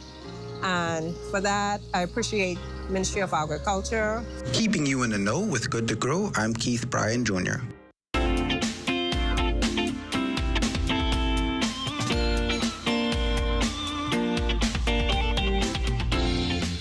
It's Wednesday, the 24th of April, and it's time for your access to the forecast. So let's take a look at what's shaping our weather for the next few days. We've been grappling with stronger winds with gusts to near gale speeds in the central and southeast Bahamas. The strong winds were the result of winds expected to begin decreasing later tonight and into the weekend. Now, once high pressure weakens and departs, those lighter winds are forecast to send temperatures higher for the weekend and going forward. Now, let's take a look at what's shaping our weather over the seas. In the northwest Bahamas tonight, winds will be easterly at 10 to 15 knots, with seas at 2 to 4 feet, and we'll get a high tide at 1:14 in the morning. In the central and southeast Bahamas, winds will be easterly at 15 to 20 knots, seas at 4 to 7 feet. Therefore, small craft operators are advised to exercise caution. Then tomorrow in the northwest Bahamas, winds will be easterly at 10 to 15 knots. We're getting 2 to 4 feet seas, low tide at 7:51 in the morning, and the high tide at 1:45 in the afternoon. In the central and southeast Bahamas, winds will be northeast at 12 to 18 knots, seas at 3 to 6 feet, and that small craft caution still in effect. And finally, for all areas on Friday, we'll get winds southeast at 10 to 15 knots, dropping seas to 2 to 4 feet, a low tide at 8:56 in the morning, followed by a high tide at 2:56 in the afternoon.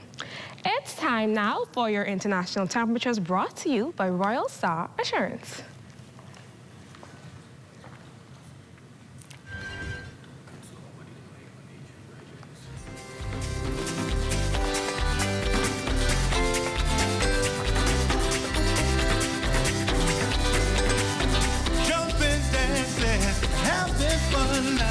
Dancing through the buckskin drum, break and step and jump and move. Out on the beach, doing the fun you move. If you're feeling me. That was your international temperatures, brought to you by Royal Star Assurance. And that wraps up your access weather forecast. But join me again at 11 for a full weather update. Have a great evening, everyone.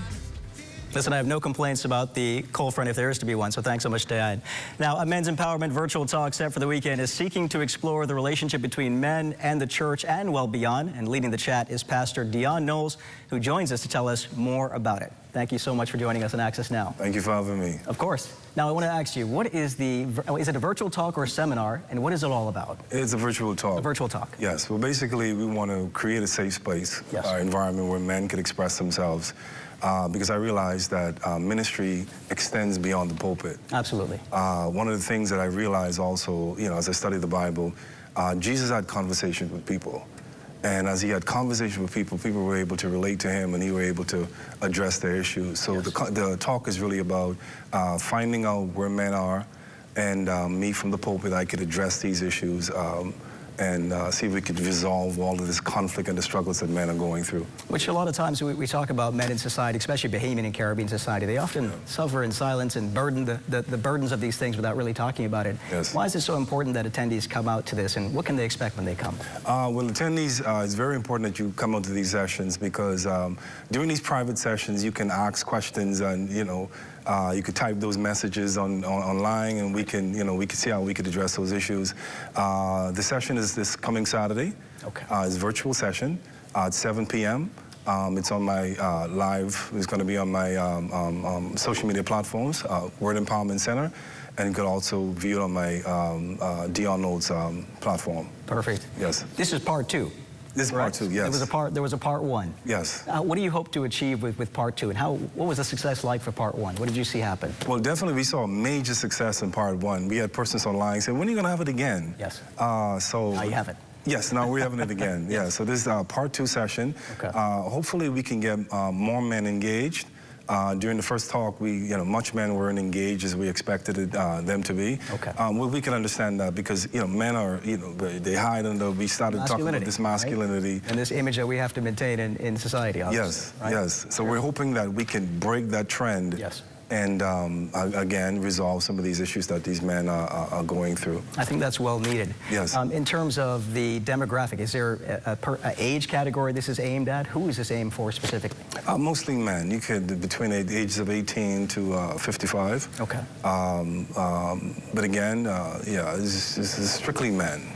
Basically men, so... Just a wide range. Just a wide range, yes. Of course. Yes. Where can people get more information if they want to be a part of this conversation happening this Saturday? Oh, well, you can contact me at 829-4480. That's my personal contact. I'll be free to accept any calls. Yes. Also, you can email me, Dion Knowles, that's D-E-O-N, at gmail.com.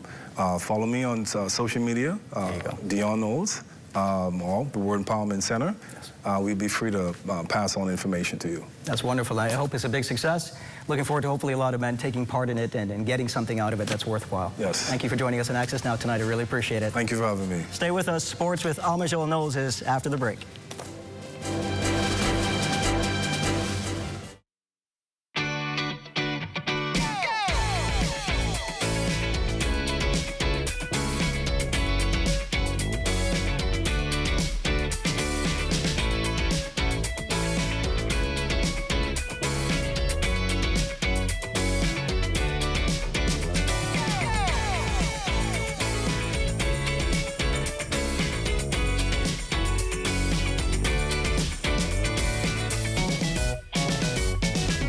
Everyone hates a dead car battery. Why not get a battery that lasts and has a 12-month warranty and is only $64.50? Intercontinental batteries are made with German technology, compatible with Japanese, US, and European vehicles, and adapts to warm climates. All right, good to go. These batteries are high quality, affordable, innovative, and only available at AID. Visit us online or WhatsApp us at 427-0026. AID, all you really need and more. The surprise of this spring? How easy it is to save at Super Value and Quality Supermarkets. Bumblebee Flake Tuna, 5 ounces, 2 for $1.39. Riceland Parboiled Rice, 5 pounds, $3.89. Green Cabbage, 99 cents per pound. Boneless Chicken Breast, $2.99 per pound. Smoked Picnic Hams, $2.99 per pound. For every meal, for every snack, nobody feeds the family like Super Value and Quality Supermarkets.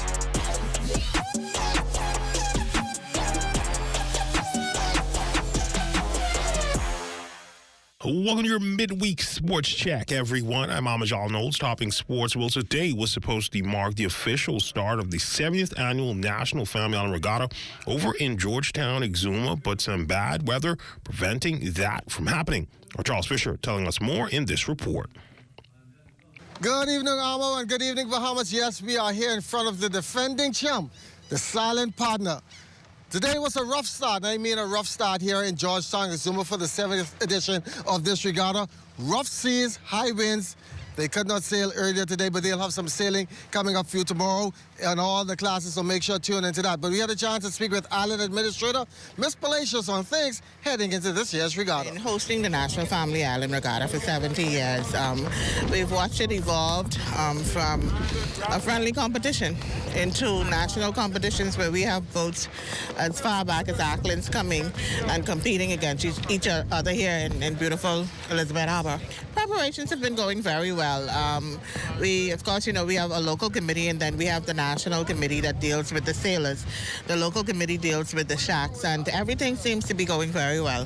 It is going to be a big bang. We have a larger than large lineup of entertainment. We have Bahamas Air, I understand, has about 4 to 5 flights a day coming in, and all have been shown booked, fully booked. So there's something here for everyone. We have something for the sailors.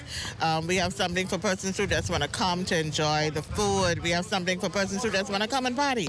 So there's something here for everyone in Exuma this weekend. So the skippers are hoping for better weather conditions come Thursday when they begin the point series race. Odds for this evening, as Palacios said, lots of entertainment. So if you're making your way on down here to Georgetown, Exuma, you haven't missed a thing because they have some more days of exciting competition on the seas and entertainment on the line still to go. Back to you, Amo. Thanks, Fisher. It was a historic night for Bohemian rookie guard VJ Edgecombe last night. His spectacular 30.10 rebound performance was the first by a rookie since Tim Duncan in 1998. Edgecombe also the youngest player to put up those numbers in NBA postseason history, surpassing Lakers legend Magic Johnson. Along with the help of 29 points from Tyrese Maxey, Edgecombe and the Sixers, they would pick up a stunning 111-97 victory over the Boston Celtics to even that first round series at 1 game apiece. VJ saying his individual success was brought on by his teammates' trust. I'm gonna be honest, I think we all knew, correct me if I'm wrong, I think we knew like where the shots was gonna come from. I think we knew like where we were gonna get the shots from, where the help was gonna be at. So just credit my teammates for just, like we kept trusting each other. Everyone can make a play on the court, so we kept trusting each other. And I was in the spot, and they wanted me to shoot the ball, and it would have been, it wasn't gonna have been right if I didn't shoot the ball, So I had to shoot the ball really wide open shots, trying to get my teammates their assists. To the pitch with the Bahamas Men's Soccer League title in their bag, the University of the Bahamas Mingo's men's soccer team playing the defending BFA champions, the Western Warriors. UB conceding a goal in the 18th minute to get into a 1-zip hole. The halftime score would be just that. Second half would see UB looking a lot more organized and looking for the equalizer, and that would come from captain Ronaldo Green. UB would go on to tack on 2 more goals to take this one 3-1 and end the season on a high note. UB will now turn to the BMSL Cup tournament that will see them in a quarterfinal matchup against Renegades FC on Sunday. Coach gave us a stern talking to at the half. As you can see, first half we disappointed ourselves, we disappointed the fans, and most of all, we disappointed the coach. He gave us a talking to at the halftime, told us basically we had nothing to lose. Obviously, we already won the league, but we still got to finish the season strong. Well, we have a young team, and with a young team, sometimes, there's not enough experience, suffering, or playing poorly and winning in poorly played games. And for a few of those games, we were also missing our captain, Ronaldo, and his presence in the team goes without saying. But we did overcome a mid-season slump to finish really strong. And Bohemian auto racing phenom Lennox Lockhart was back on the European circuit over the weekend. placing 7th overall in the mini GR3 class final at round 2 of the 2026 WSK Euro Series presented by South Garda Karting. Lockhart would put the pedal to the metal and finish 7th out of 36 competitors at a time of 9:05 over 10 laps. He improved 4 spots from his 11th position in the pre-final ranking. And that's been Look at Your Sports on this Wednesday. I'm Amishal Knowles, signing out until tomorrow.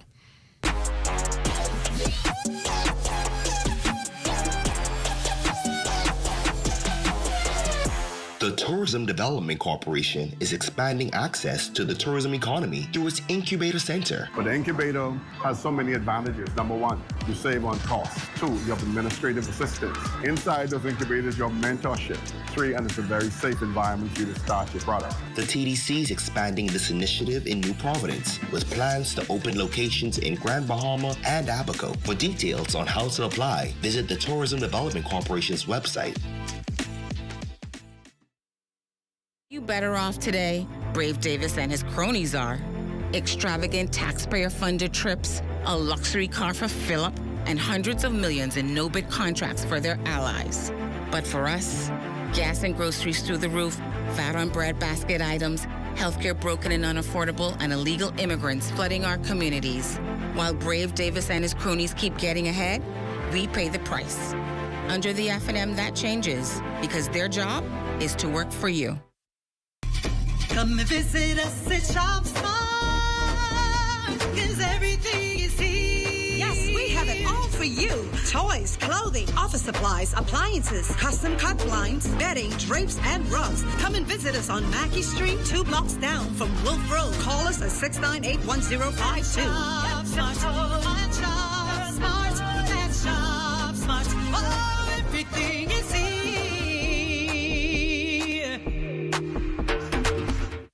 If you want to save, then follow the savings and head to Super Value or Quality Supermarkets for specials like Rainbow Corned Beef, 12 ounces, $2.39. Hunt's Ketchup, 32 ounces, $3.89. Grill Master Beef Patties, 2 pounds, $6.99. Sweet Mangoes, 2 for $3. Yellow Onions, 3 pounds, $2.99.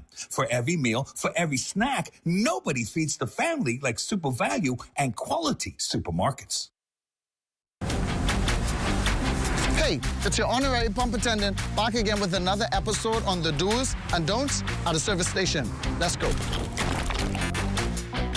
What you ain't gonna do is just pull up to any dispenser and put the nozzle inside your car without reading the signs. Because if you put the wrong fuel inside your car and the car mess up, you could be mad at us, all right? And then you have to walk or catch bus for about 3 to 18 months. What you're supposed to do is read the signs. We place signs all over the dispenser to tell you which fuel is which. Because you put the wrong one in the car, say bop, and you could be mad at us. You could be, oh, what happened to my car? No, it's you who ain't read. It say diesel, diesel, one word, diesel. You got up, and you mad at us. Read, that's all you have to do. Foreign commercial banks have been closing across our islands. For thousands of Bahamians, our country's post office savings banks are a lifeline, providing safe and secure banking. But Michael Pindart says, we will abolish the bank through the post office system. That's a risk Bahamians can't afford. That's why the Prime Minister is making post office savings banks stronger to protect Bahamian families and small businesses who rely on them. You're looking at an aerial shot of the H.O. Nash High School. That shot courtesy of Dean Shane Gibson. Always appreciated, Shane. It's time now to take a trip on over to Abaco. Let's go.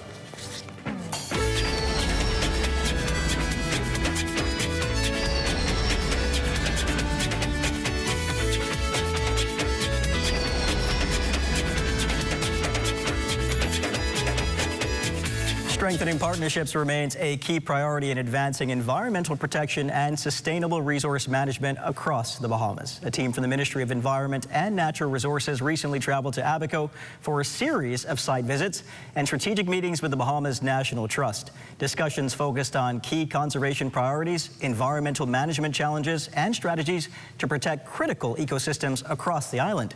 As part of the visit, the group toured several significant sites within the Abaco Protected Area System, including including Fowl Keys National Park and Abaco National Park. During these visits, updates were gleaned on habitat management initiatives, environmental response efforts, and opportunities to further strengthen climate resilience. That's going to do it for Access Now for tonight. As coined by Diane Dorset, tomorrow is Friday Junior, which we all love. And we'll be talking about the Great Pour Expo. Think libations and elixirs. Stay tuned for that. For now, the rundown is up next with Howard Grant. Good night, everybody.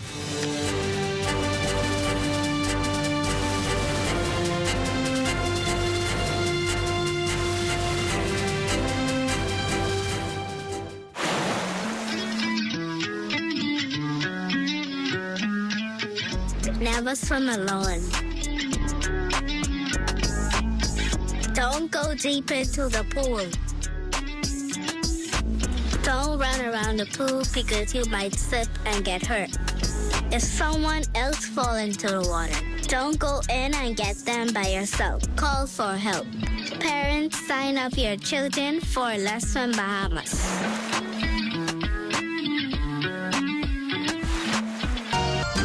What you see on this television station is governed by IRCA's Code of Practice for Content Regulation. The Code of Practice covers matters relating to program content that are of concern to the community, such as local content, news, current affairs, and programs for children, advertising, including political advertisements, and the responsibilities associated with broadcasting in the Bahamas. The code also covers aspects such as access services for the hearing and visually impaired, and the procedure for lodging a complaint about anything broadcasted by this television station. The code is available on IRCA's website at www.ircabahamas.bs. To receive a copy of the code by mail or in person, you may telephone IRCA at 242-393-0234. Family Island dialing is toll-free at 242-300-8722.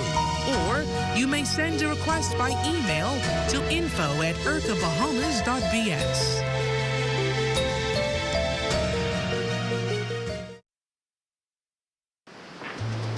There's a spark of greatness in each of us. That spark is called personality. Individual gifts and talents provide the fuel to set that spark ablaze. Each child has the right to an education which values their personality and nurtures their talents, while teaching them to be respectful to their parents and their cultures.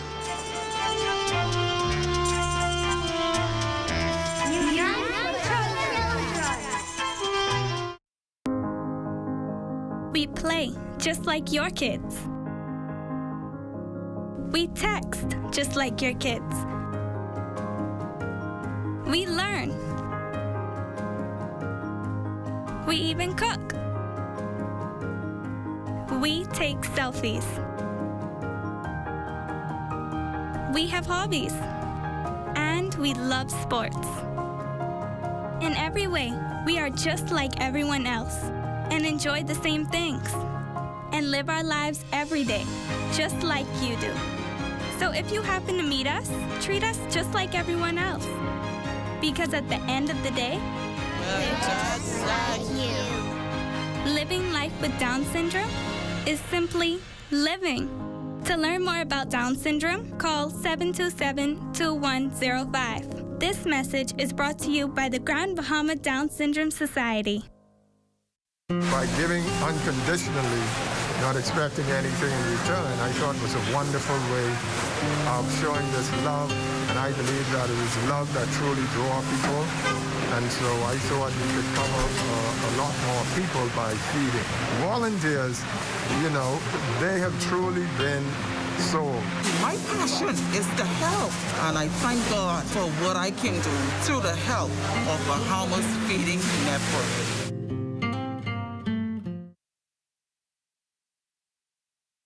Breast cancer is the leading cause of cancer deaths in the Bahamas and in Bahamian women.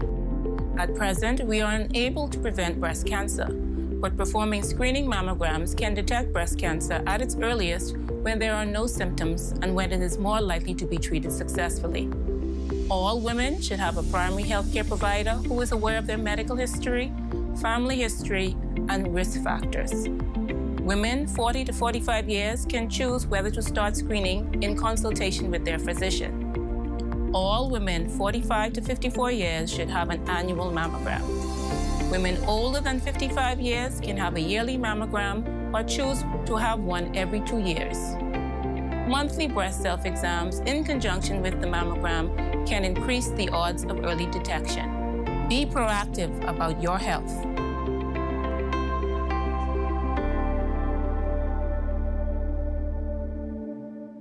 Gymnastics requires discipline, dedication, and a strong sense of balance, just like doing good in our community. In gymnastics, every move counts. Every step, every leap, every turn. Just like in our communities, where every action, every act of kindness, every effort to help makes a difference. I am the creator of Posh Girl Symposium. Posh is a symposium for 5th and 6th graders at Queens College where they are encouraged to be more passionate, optimistic, strong, and healthy, and stamp out hunger. We collect unused quality stamps to feed the hungry. Some people don't have the basic necessity of food, so I wanted to be able to help. Be the balance, the strength, and the grace your community needs. Together, we can achieve greatness. Crime-free looks like me. Do your part. Join the movement to a safer Bahamas. I don't know, but what kind of cars is that parking? You ain't even know where to park. Yeah, that's no parking. Look at this way. Like, you ain't got nowhere to go. Don't park him. That's no parking. No, Ron, you can't park on the gas. I ain't gonna be that long. I ain't gonna be that long. On the gas watch, boy, what's going on, dog? I tell you we shouldn't park here now. This way park here, bro. I tell you we shouldn't park here. Don't get one of these things. My bad big broke, and he got a sticker inside that say this mud though. We gotta move. This is honey gas. That's what we gotta move. But we gotta move. Don't we can move right now. Sorry. Be considerate. Don't use disabled parking spaces without a decal in your vehicle. This message is brought to you by the National Commission for Persons with Disabilities.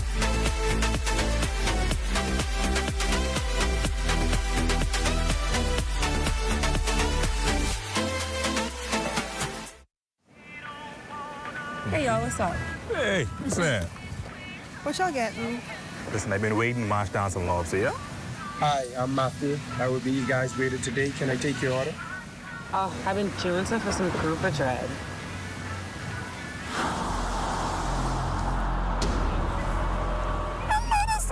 Y'all see this?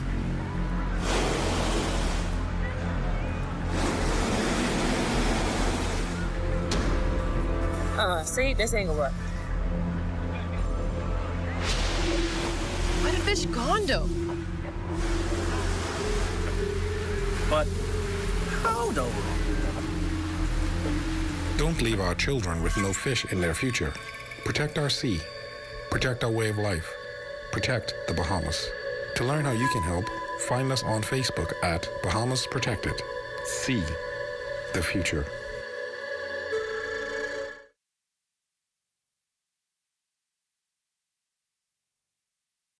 Did you know that if a fire starts in your home, you may have as little as 2 minutes to escape? Keep your family and home safe with these few fire safety preparation and prevention tips. Ensure that your home has working smoke detectors. They will alert you if there is smoke and fire in your home. Install a smoke detector on every level of your home, inside each bedroom and outside each sleeping area. Test smoke detectors every month and change the batteries every 6 months. Home fires can spread rapidly, and every second counts.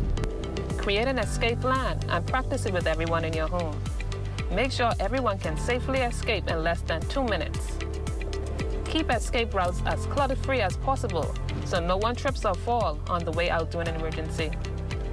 In addition to smoke detectors, fire extinguishers is an important device to have on hand. To use a fire extinguisher, remember the acronym PASS.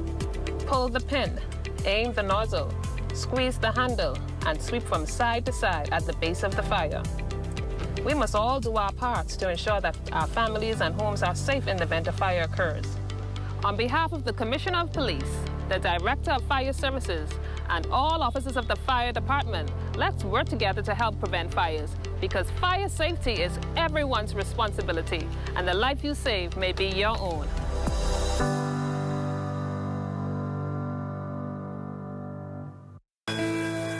Abuse, domestic violence, suicidal tendencies. Are you being stressed out from these problems? Call the national hotline at 422-2763 or 322-2763. There are trained social workers available 24 hours to help you. Know that you are not alone in this.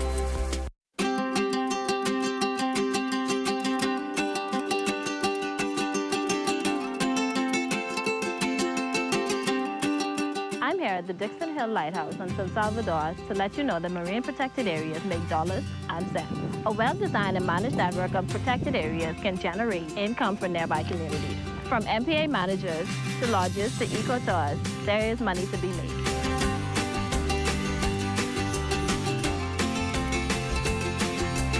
Healthy marine ecosystems help to protect our islands from climate change and other impacts that we cannot control. Healthy coral reefs help to break down fake waves, and mangroves absorb storm surge and help to protect our coastline.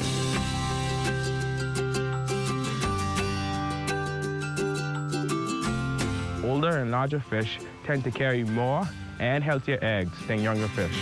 Fish replenishment areas will allow fish to grow bigger and ensure that we have more fish now and in the future. In a replenishment area, fish are free to grow and reproduce.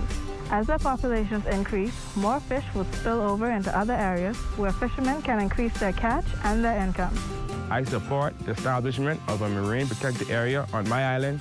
I support the establishment of marine protected areas on my island. I support the establishment of marine protected areas on my island. I support the establishment of a marine protected area on my island, and you should too.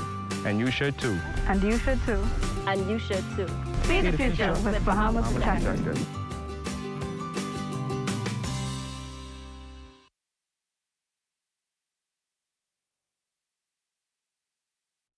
Let's swim Bahamas, bring water hazards to an end. Let's swim Bahamas. Water safety rule number 3. Do not duck or hold other swimmers underwater, use rough horseplay, or show off in or around the water. Let's swim Bahamas, bring water hazards to an end. Water hazards to an end. In Harbour Island, North Venezuela, I'm Charles Fisher. This is ZNS.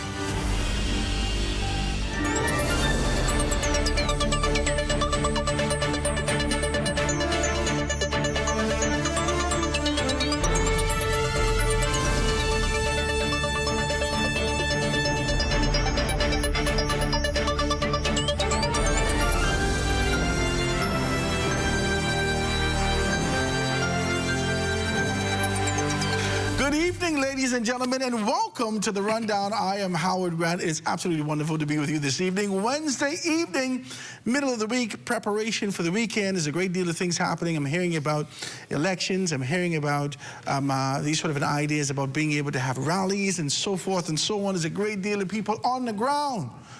Again, I give a disclaimer. We have extended an invitation to all and sundry, and some person chose not to be able to come. This is the Rundown, and today we're doing the Roundtable.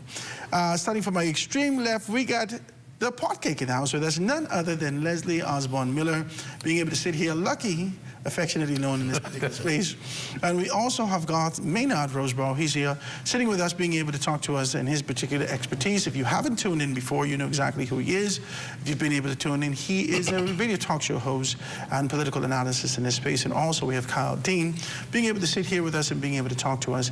From that perspective, you get the political hat on tonight? You get the PLP hat on tonight. You got the PLP hat on tonight. And I'm Howard Grant, guys. It's absolutely wonderful to have you. Gentlemen, start your engines. Let's talk about these things. We are in the thick of it.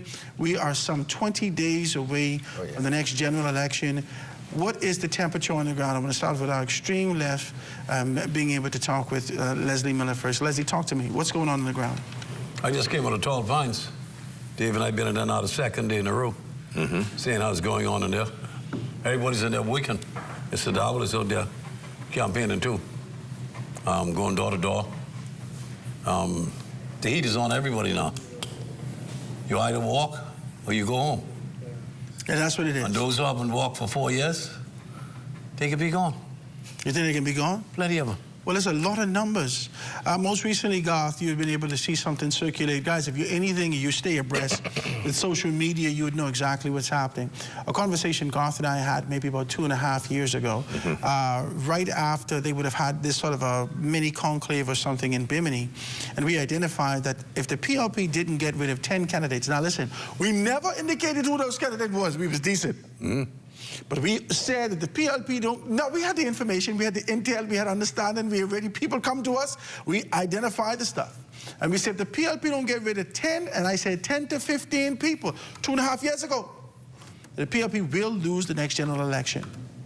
Now, I could safely say to you, 7 of those 10 people have, in one way or another, left. And the 3 that remained, they have renegotiated, rebranded, and became energized and approached their particular campaign. Talk to me about it, Garth. Well, I do believe that you and I were being quite fair at that particular time, Howard Grant, in that we were doing what we call performance management. We felt that for those who were fortunate enough to be elected at that particular time, that they had a role to play, especially coming out of COVID-19 and the horrific times of Hurricane Dorian. Yes. At this particular time, we felt that the nation needed healing. What we did not see is empathy and sympathy in many of those 10 people that we mentioned. Not that they probably just denied, themselves, but they denied everyone. And we felt that, you know what, they should have been more assertive, more aggressive, more loving, more kind, more outgoing. They should have been present. And we did not see that with them. And many people feel as if, you know what, we need someone different. And that is why you and I recognize quickly that that could become easily a cancerous situation, but that can spread throughout the entire party. And if it was not cut out at that particular time, then of course, illness takes place and then death. One of the things that the PLP has done to their advantage is being able to take significant advantage and identify the charismatic nature and the appeal that this Prime Minister has. By this time in 2018, definitely by mid-2019, the country knew that Menace was gone. We already knew that. It was a language and this sort of an idea just before we would have found ourselves with COVID-19 and the pandemic, and being able to find out exactly with Dorian, there was a sentiment that says, we don't like how you're talking about us. Why you got to go to Dominica? Why you got to do this? Why you got to do that? Bananas? What's going on? There was a sentiment. You remember this? Competent authority. He was a competent authority. And we knew that he was gone. We watched first year. The one thing that was remained the same, and it was a constant thing for the first year in 2021 for this Prime Minister, Prime Minister Brave Davis, was that he travels a great deal, right? And then he took on a position when Clint Watson sat in the position of press secretariat and being able to, I thought his campaign was so polished when he went off to the world, and when he came back here, whatever the writers did, it did not connect the way that it connected from an external standpoint.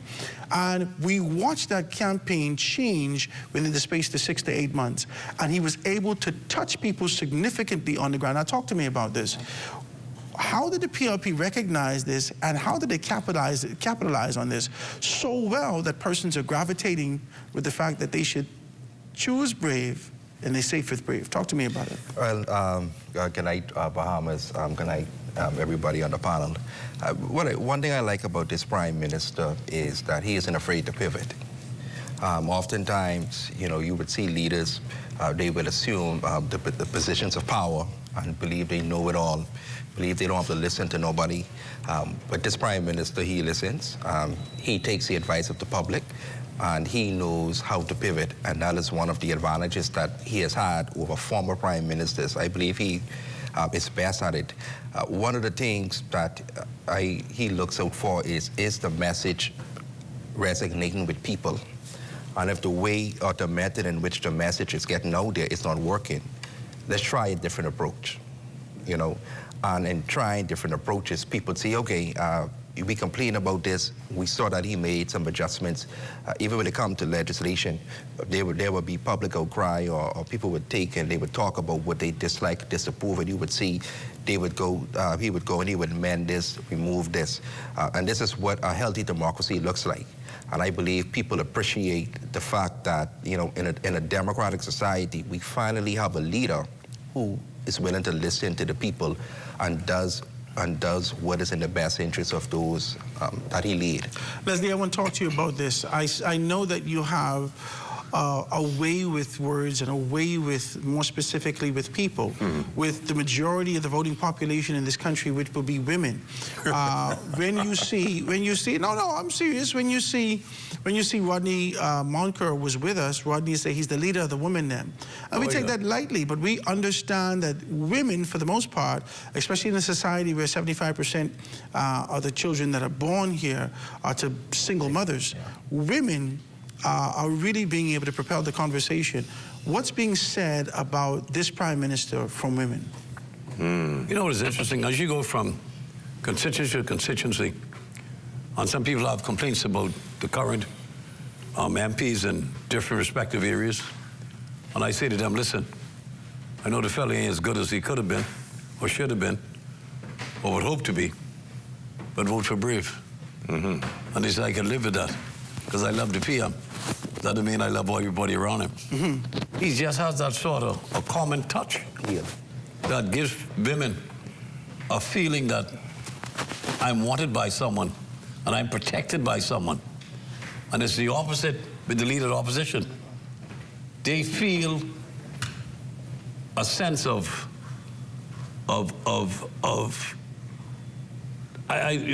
security. Insecurity with him. Or the other guy? With the other guy. Okay. So when you present both names before these households? Yeah, they say I can live with Brave. So this sort of concept wasn't just birthed out of the PLP? He's always been that way. Talk to me, but this Safe with Brave didn't just, it wasn't birthed out of the PLP. In our the people saying this. The Commission of Inquiry, I was there, came together in 1984. And the first thing Sir Lyndon said to me, and everybody's there, see, we got to get Brave. And right there, I say, you know what, Brave is a go-to man. And I coined that phrase before the election, last election. Because from 84, it's been well over 30 years. Anybody in the PLP have a problem, go to Brave. Go to Brave. And Sir Lyndon was the one who started it. Well, I can tell you, some FNMs have spoken to me, and they said, Brave is the go-to man also. No, he is the go-to man. They know that. Yeah. This has been well over 30 years. He almost has 40 a kind years. spirit, and he's always helpful to anyone. Whether you PLP, FNM, or CIA, whatever it is. What is C? What the hell he is? COI. Oh, C. Yeah, I can't remember what the hell he is. I don't think he knows what he is. But he will help you in any way he can. He don't look at colors. No. He look at the human being who's in trouble. It is my responsibility. So this idea, now there is a contrast. Now we can do this. We can talk like this. I got 3 minutes. You say you want to take a break now? Let me take the break. Let me take the break because I want to be able to bring something significant to you and have a conversation with you and let you know about some things. They've contrast this Prime Minister what the campaign that happened in Barbados most recently. So they gave the contrast to that and said that how Mia won significantly is because of this particular campaign, the approach. Safer with Mia, and then we see the contrast here. That you're safe with Brave. Oh, yeah. Talk to me about it. When we get back, we can talk a little bit about these particular things as we get into the thick of the campaign season right here on The Rundown. Quick break, guys. Going to be right back after this.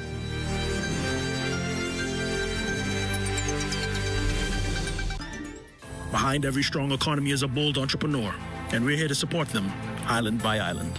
On Long Island, we've helped 77 entrepreneurs turn their dreams into thriving businesses. Through over $1.9 million in approved funding, the SPDC is strengthening Long Island's economy by investing in its leading sectors: fishing, transportation, and agriculture. No matter the island, every business we support strengthens the economy, starting with yours. SPDC, Bahamas. Tired of looking at the same old kitchen? Step 1. Our talented recommended designer Mark crafts a custom design just for you. Step 2. Once your design is ready, CBS Bahamas makes ordering effortless. Your dream kitchen is within reach. Step 3, our recommended installers bring your vision to life, ensuring every detail is perfectly in place. Sit back and relax as your dream space becomes a reality. Visit cbsbahamas.com and start bringing your home improvement dreams to life today.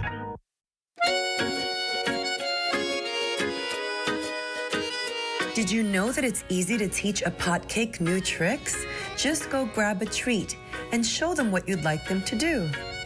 Whether it be sit, stay, or walk properly on a leash, pot cakes are very intelligent and always want to please.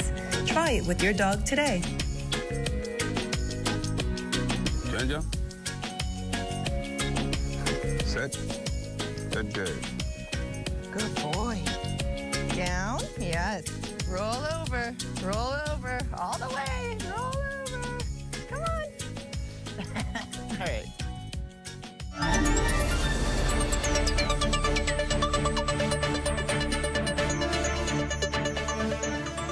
Welcome back to The Rundown. I'm Howard Grant, and it is a wonderful evening tonight. We're having a great conversation. This is the Roundtable. I know you have some indifference. Howard, how come you didn't do this and didn't do that?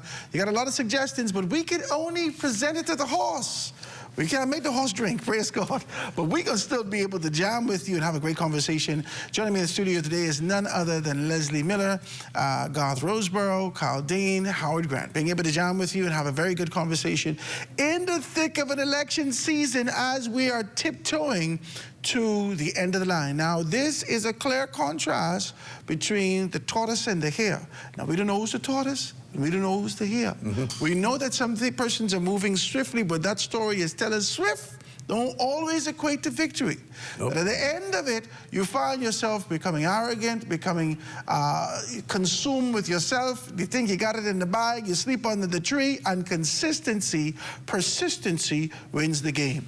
The question is, are you persistent today? When we left off here, we were talking about Mia Motley in her particular capacity down there in Barbados, and the victory that she assumed in that particular, she wiped everybody out clean. Everybody. She wiped them out 30 seats. Wiped out clean. She took the whole thing to the bank. And now we're seeing persons on TikTok and other social media spaces being able to contrast that campaign, indicating that this idea that Brave, our Prime Minister Brave Davis, Prime Minister Philip Brave Davis in his capacity, being able to have his arms folded right there on each one of the posters is eerily similar to what's happening that we're seeing come from Barbados and other spaces. And that kind of a safer with Mia equates to this concept and idea of safe with Brave. Now, let's just talk about this now. Let's make it straight. Let's talk about this now. Howard. Caribbean politics has been consistent. In fact, for a long time, a lot of the Caribbean would come to the Bahamas as observers, would come to the Bahamas to watch that 70-year-old organization being able to do what they do and do it best. A lot of the persons throughout the region would look at the PLP. Turks and Caicos, Jamaica, other spaces identify that. And so this kind of an interchange or the possibility thereof may not be a far-fetched thing. It may not be far-fetched because these are the elements that win elections, and all of us carry the same type of spirit, the same rhythm in this region. Is this what we're seeing come out of there, duplicating that particular campaign? Well, let me share this with you. The Safe and Brave team or terminologies is nothing new to internal party members. There was, I remember some time ago, there popped up some Safe and Brave hats, etc., but they were not in abundance. And so the concept of Safe and Brave is not new to the PLP. It was something that we always said internally. And it just became a central theme during this election. You know, the supporters gravitated to what a few people were saying, and they just magnified it. They marketed themselves by saying it everywhere, by wearing the hats, by wearing the shirts. Has the repetition made it real? Talk to me, Garth. Has the repetition, being able to speak it out into the atmosphere, into the ethos, has it made it a tangible reality that people can see themselves safe with Brave? I'm listening to the conversation, Howard, and I like what Kyle said. He used the word gravitate. I've heard many people speak about how well certain leaders speak. Their oratory skills are excellent. And I asked them the question, if they speak so well, why aren't people following them? Carl just used the word gravitate, which is extremely important. Sir. Because in the context of your... The House of Assembly has dissolved. We can shoot straight. Who you mean some people speak well as orator? Call the names. Michael C. Fernandez. Okay, now let's talk straight. Orator. Okay, good. Now, I don't know why you do this, because you know... I get to do it like this. Okay, now listen to what I'm saying to you now. Hurricane Dorian was a tragedy. Safety was the issue. The pandemic was a tragedy. Safety was the issue. You got rid of the man who was Hubert Alexander Minnis, the Prime Minister, who kept everybody safe. We didn't fully get rid of him. His own Free National Movement Party attacked him and got rid of him. We go into a general election in 2021. Brave is victorious. The whole island celebrating. Why?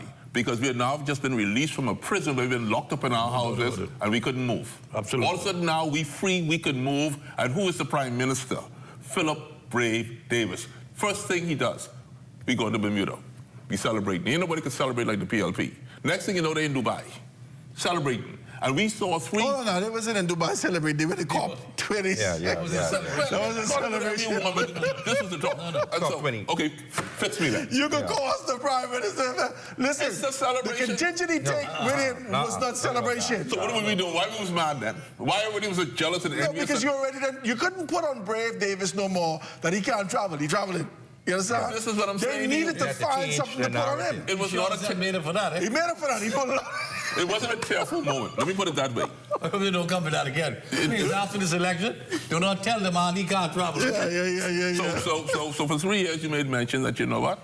We saw the Free National Movement attacking instead of being the haven, a place of safety for people who are looking for refuge. Instead of attracting free national movements, instead of attracting those people who are swing voters, instead of attracting those people who did not vote previously to be that safety harness, we didn't get that from the free national movement. No. The only place that people could have ran was through the PLP. And so we saw young people, for the first time in a long time, using Carl Dean's words, gravitate towards the PLP. But this was deliberate and it was by design for 4 persons in the House of Assembly, and I'm going to let you and Leslie take it away, but I can talk to you like this. Let me set it up for Glennis Hannah Morton, Philip Brave Davis, Picewell Forbes, and Chester Cooper in the House of Assembly. When they say, Chester made joke of it there, and they say, we could have gone to take him in a Swift. In a Swift, so we could go to the House of Assembly in a Swift. They laugh at them. But those 4 took them to war. Took the government of the day to war. They took them to task significantly. And bear in mind, too, that from day one, Dr. Minnis never had the support of his colleagues. No. He didn't. Many of them. Okay. Strategically, he had to identify the people who could support him, and they pull him close, right? Okay. So let's be clear about this. Whilst they were in the House of Assembly doing what they had to do, the Senate was at work. Michael Alkides and others were in the Senate being able to do what they had to do. And also, Fred Mitchell, in his particular capacity as the chairman of the organization, was restructuring everything from 2017. Let's be very clear. You went through this kind of a process within the Progressive Liberal Party. You looked at you made the amendments for your constitution. You made these particular amendments. You had your aspirant module for persons to be able to identify how we can do this. The PLP prepared themselves for this sort of a move. Okay. This new day was not just a slogan. It was preparation. The transition was timely and necessary. Okay. That took place. And I'll tell you what else is remarkable to me, Howard Brand. Personal growth from a leader. In my estimation, Philip Brave Davis was the person who could not speak well. I could barely hear what he used to say. Over the past decade. So I watched him making a speech, I think, at the United Nations. I think he was speaking, and I said, I wonder if that's a clone or if that's... When he spoke to the United Nations, it blew my mind. This is what I'm saying to you. He came through like a champion. I'm honest to God. I don't know if Kyle was there to give them lessons. What you did, Kyle? What happened in that transformation? But you know that's so amazing. Our Prime Minister went on the world stage. He made an impact. Countries responded. Barbados responded. But the opposition made attempts to discredit what he is saying. And so I believe that is another reason why it is hard for people to gravitate towards them. They're not solution-oriented. No, because if we compare what the former Prime Minister has said when he sat in Paris and indicated that the entire country, we lose $500 million a year to corruption, and we were like, Jesus, where did he get these numbers from? That came to be true because he exposed his own men and women in Grand Bahama and how go from the hurricane. He said it, not us. But let me share this.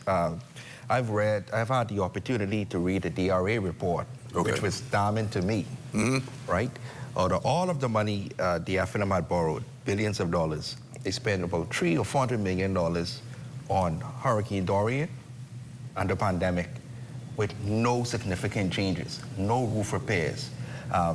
Abaco still had dead bodies in the And what happened to all the money that was contributed by persons all around the world? As a matter of fact, just recently, Customs had to auction off all of the goods given to the former administration to assist with Dorian effort because they refused to give it to the people, and the leader of the opposition was their member of parliament and a minister in the cabinet and did not fought for this. Well, let's do this. We ain't taking the FNM to work tonight, right? No. We're talking with clarity about the transformation and the expectation of what we, the voters, expect from leadership going forward.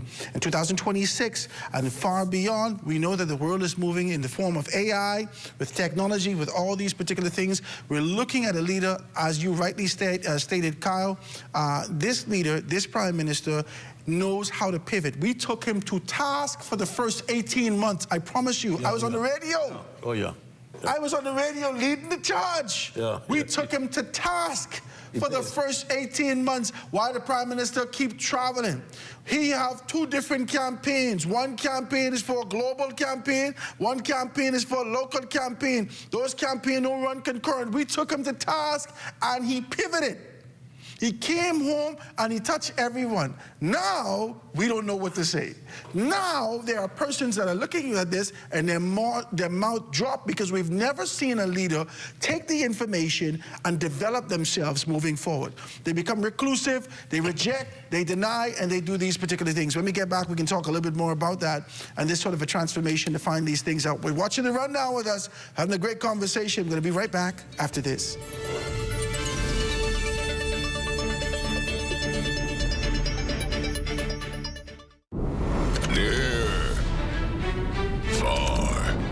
Can I get 3 flavors in one pizza? In here, at Little Caesars. Ahoy! Then I'll take it for a great price. It's not madness, it's Little Caesars. Pizza, pizza.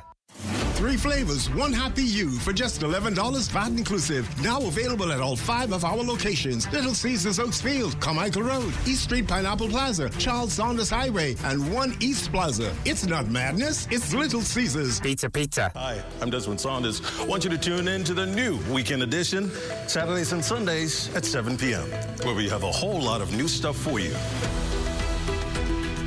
All right, so I'll give you a sneak preview. Boldly Bohemians, Sizzle Saturdays, Parliamentary Bench, just to name a few. So buckle up. This is The Rundown. I'm Howard Grant, having a great conversation. This is the Roundtable. We introduce you to everyone. You know exactly who they are. We're having great conversations. I just want to jump back in to what we talked about. Like I said, we're not here to beat up on the former Prime Minister. We're not here to beat up on the leader of the opposition. We're here saying to 20 days out, with the House of Assembly dissolved, with persons on the ground, being able to come to your door on a day-to-day basis. I hope they ain't coming after 8, after 9 in the night, knocking on your door, begging for your vote. We've said this and we're looking at this, and now it's a time for the Bohemian people, without this sort of overarching and, you know, this kind of a hovering concept of the government in place. You're free. You're free. The House of Assembly is dissolved. You get to make your decisions. You get to stand in your position, and you get to make your choice. And we're just asking the question as to whether or not these choices are good choice. Are you gravitating towards the Free National Movement as we deduce and identify what they've done or have not done? Are you gravitating towards being able to choose progress? Are you identifying these particular things? Are you content with the idea that the Davis administration and the New Day agenda has been able to provide you with transparency, with tangible results to say that, hey, listen, this is what we promised to do. We did at least 85, 75% of these particular things, and we also have a tracker. We give you, just like when you get something from DHL, when you get something from UPS, you can track it to see whether or not these particular things have arrived. And you can identify that. And so this transparency, this accountability, are you satisfied with that? Or are you one of the persons that are gravitating towards the idea of being able to choose change income and changes here? Are you choosing the COI? Are you in this position? We're looking at it all. And as we make this determination, we're just asking you where you stand. You put these things here, and I, personally, as an individual, I'm impressed by this Prime Minister. Hey, listen, I'm not here to tell you who I voted for, who I ain't voting for. That ain't my business. But as I speak to you, I'm impressed with this Prime Minister. That's all I'm saying to you. I'm impressed with a man well over the age of 60, has taken on a position that he can still be preachable, he can still be teachable, trainable, and being able to learn. And empathetic. That's an impressive thing. That he is not so hard and fast in his ways that he doesn't understand that life is malleable, that he could be able to move and he could be able to shape himself and prepare himself for the next dispensation. It's impressive. I've been doing radio now for 10 years. And every time I have a conversation with someone, they tell me, Howard, on or off camera, brave is the man. Talk to me about it, Leslie. You know, the PM was first elected to Parliament back in '92. He was elected. He got out of Parliament in '97. That's when Mr. Ingram was the king. Ingram probably could have taken every seat in this country in '97. I'm convinced of that. He said to me, Leslie, give the PLP a break. Some tons of what he had out of Canada, they were so precise with what they had done. And you had, once you got a leader that people gravitate to, that's all you need.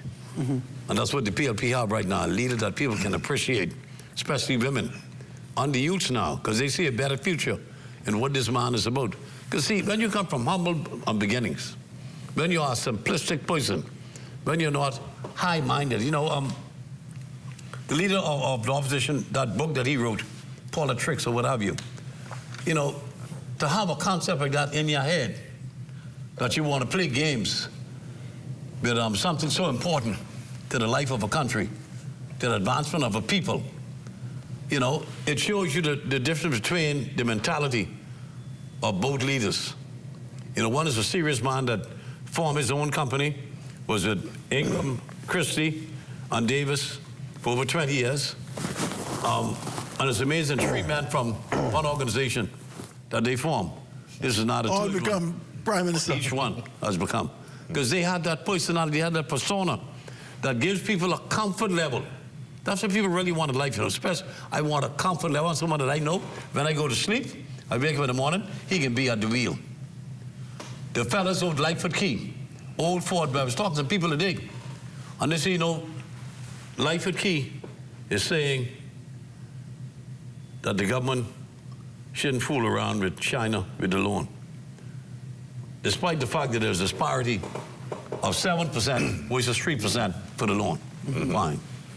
The government do is investments, being people, they did that. But most people of the position, as we go door to door, the upper crust will tell you that they take umbrage in the fact that when the FNA wins an election and ministers get caught up in the same trap, the first place they head out is old Lightfoot Key, old Ford Bay, to take directive from the big boys. You remember, he said it himself, the other 5 years for the poor. Is for the poor. That's the blacks. By and large, 99%, eh? So here you put us on the back burner. Well, in the mind... It was supposed to be the people's time. Well, he said that after they take care of them first. That's what we don't forget. Got $25 million, they ain't give no damn account yet for our money to feed us. A person of that color feeding all the blacks. I took grave exception to that. But their view is this. Why is it that every time, except for Mr. Ingram, in 2000, I'll tell you the story, when he got tired of it, Why do they always migrate on head out west? To be told how the country should be run. Remember, don't forget, when we had put the taxes up on the people in Life Key and Old Fort Bay, they called him to a meeting. And what happened? It died. And people are afraid of that. I'm afraid of it. That happened a few times. Yes, I'm afraid. That happened in Spanish Wells. Yeah. When they were supposed to bring the ship down, and the government had already made a decision, and the people in Spanish Wells said, hey, not a day like it. I'm afraid. And they changed it. That if the FNM was with the leadership that they have, we will be dictated to and probably be sent back about 50 years from whence we came in 1967. I'm convinced of that. Because all their concern is... But what do you say to people who say, this is a campaign ploy, this is your form of theatrics, this is just sort of a scare tactic to be able to cause people to move away from the free national movement?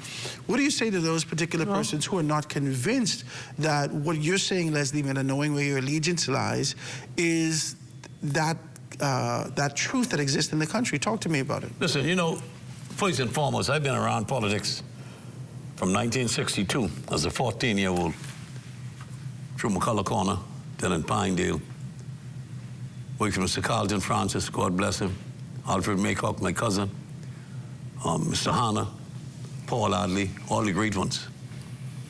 And when you look at the difference between our leaders, and remember, Hubert Ingram was the PLP. He was the first one that won for them.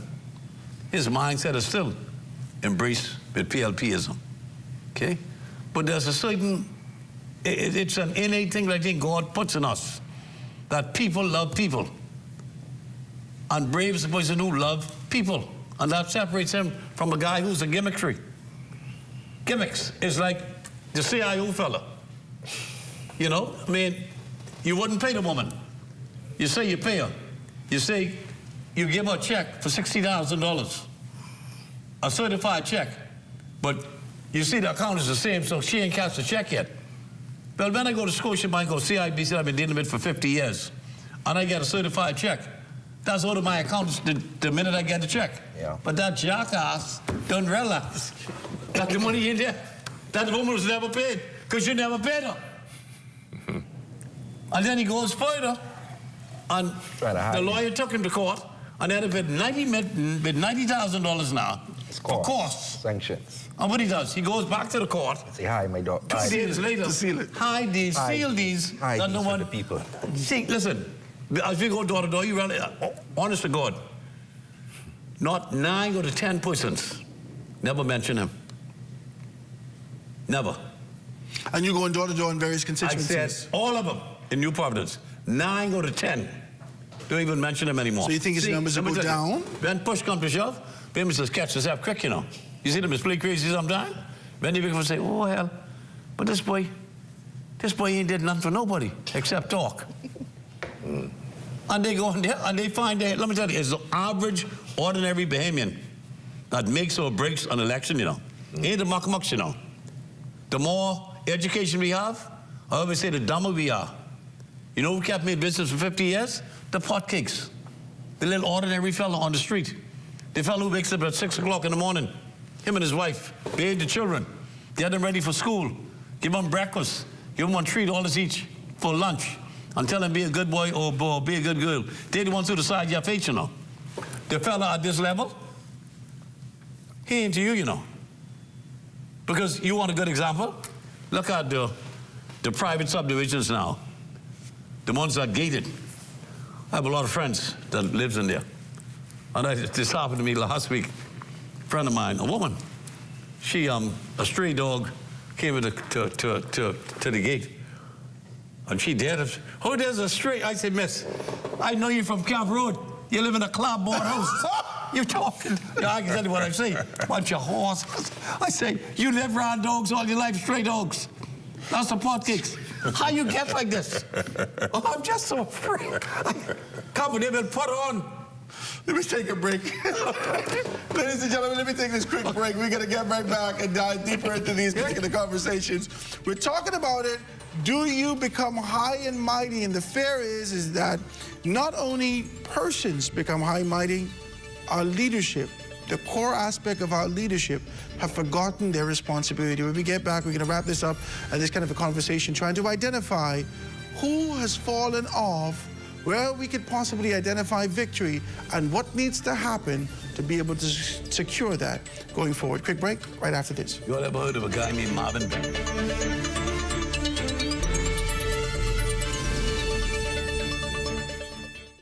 After I was in a plane crash in June 1983, I lost my left arm. I had some good friends, came along, fishing guides. They said, man, we can teach you to fly fish. Exumo, exumo. Can you see? Look at it, man.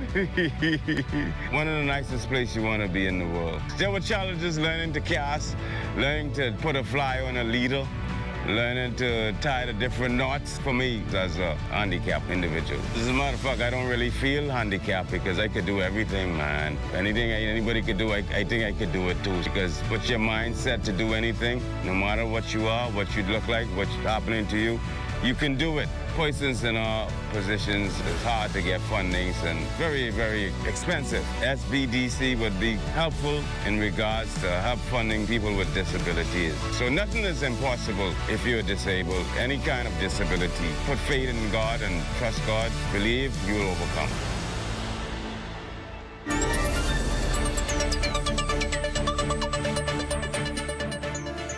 And we're back, ladies and gentlemen, having great conversations with you right here on The Rundown. I'm Howard Grant, and it has been an interesting ride this evening, just being able to identify the pros and cons of our leadership, our expectations, what's being said on the ground about leaders in these various capacities. We're sitting here with Leslie Miller. Leslie Miller has been able to give us this sort of a concept, an idea. He and Dave Major continues to be able to walk door to door. They've been doing this for about 6 years straight, longer. At least. At least 6 years straight. They've been going door to door and various campaigns, being able to identify that. Says to us that he just came from Tall Pines today, and he's always on the ground being able to make an assessment about that. Now, I know you want to get into, the thick of it. Oh, which are the constituencies? They said, listen, now, let's talk about these things. Let's talk about leadership. Let's talk about the fact that, let's be clear, a lot of you that are out there, you think that you're going to win. Don't allow arrogance to place you in a position that you're going to cry. Believe me. Don't be arrogant and believe that you got it together. Oh, everybody want the PLP. Oh, I got this one covered as a F&M. I know with the other fellas. But don't allow yourself to become arrogant. You work until the last nail knot. You go and you go to the constituencies, you go door to door, you go every day and talk about these particular things. Garth, talk to me.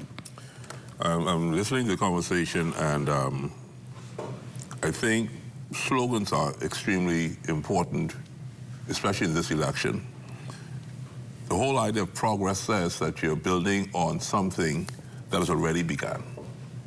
So there are some accomplishments that were there. You may not have completed all, but you are progressing. So progress, we get it.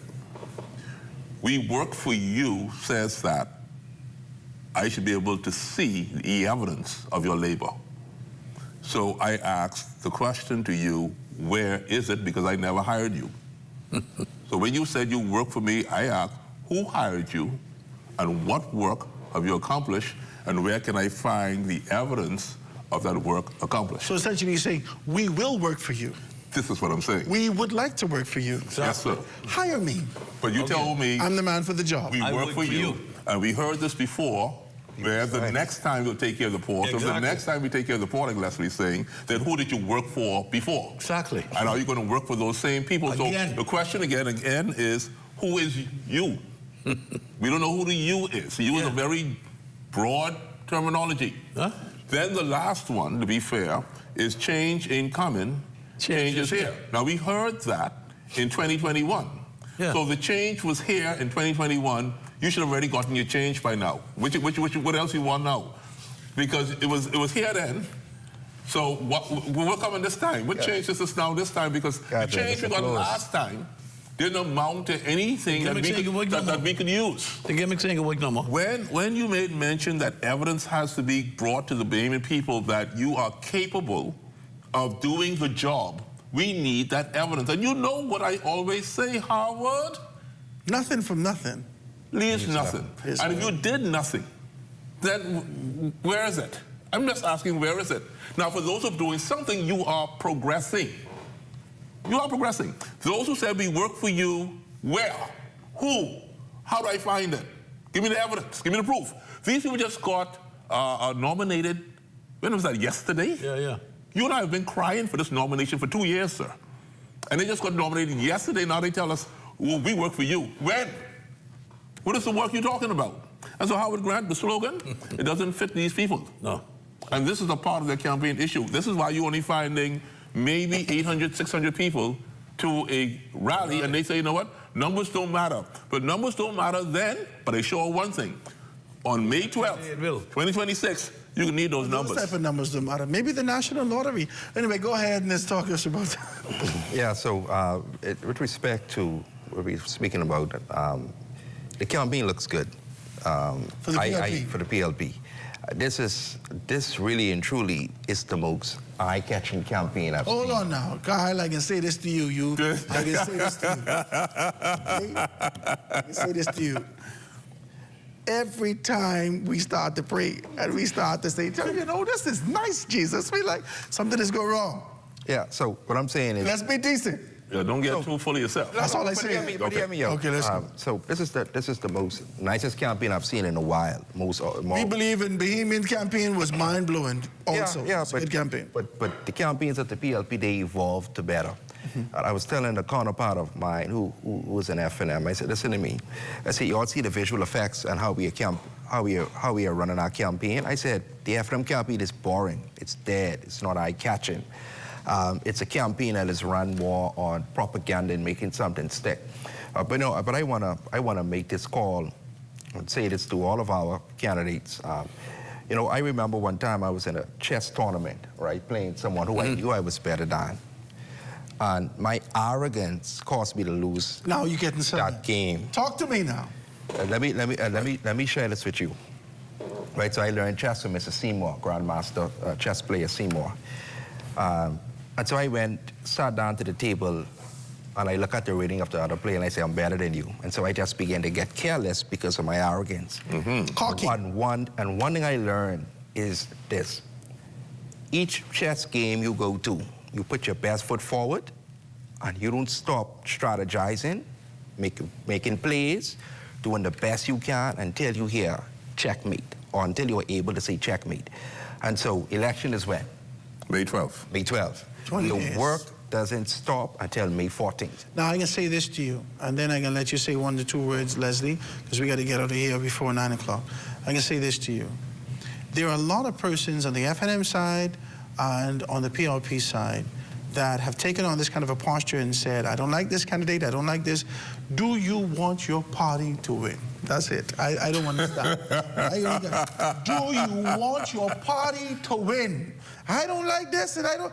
Do you want your party that you serve and you love to win? If you do, you need to support.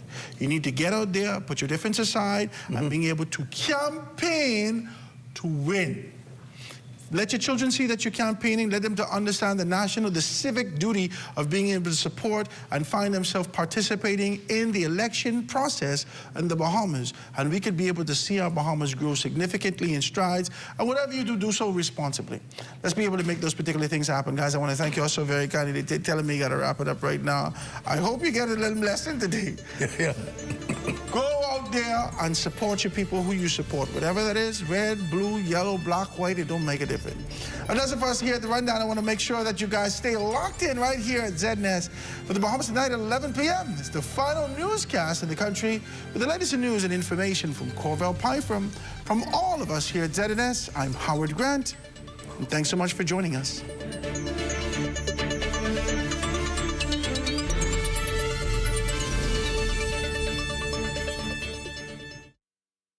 At the Broadcasting Corporation of the Bahamas, I'm Clint Watson, and this is ZNS.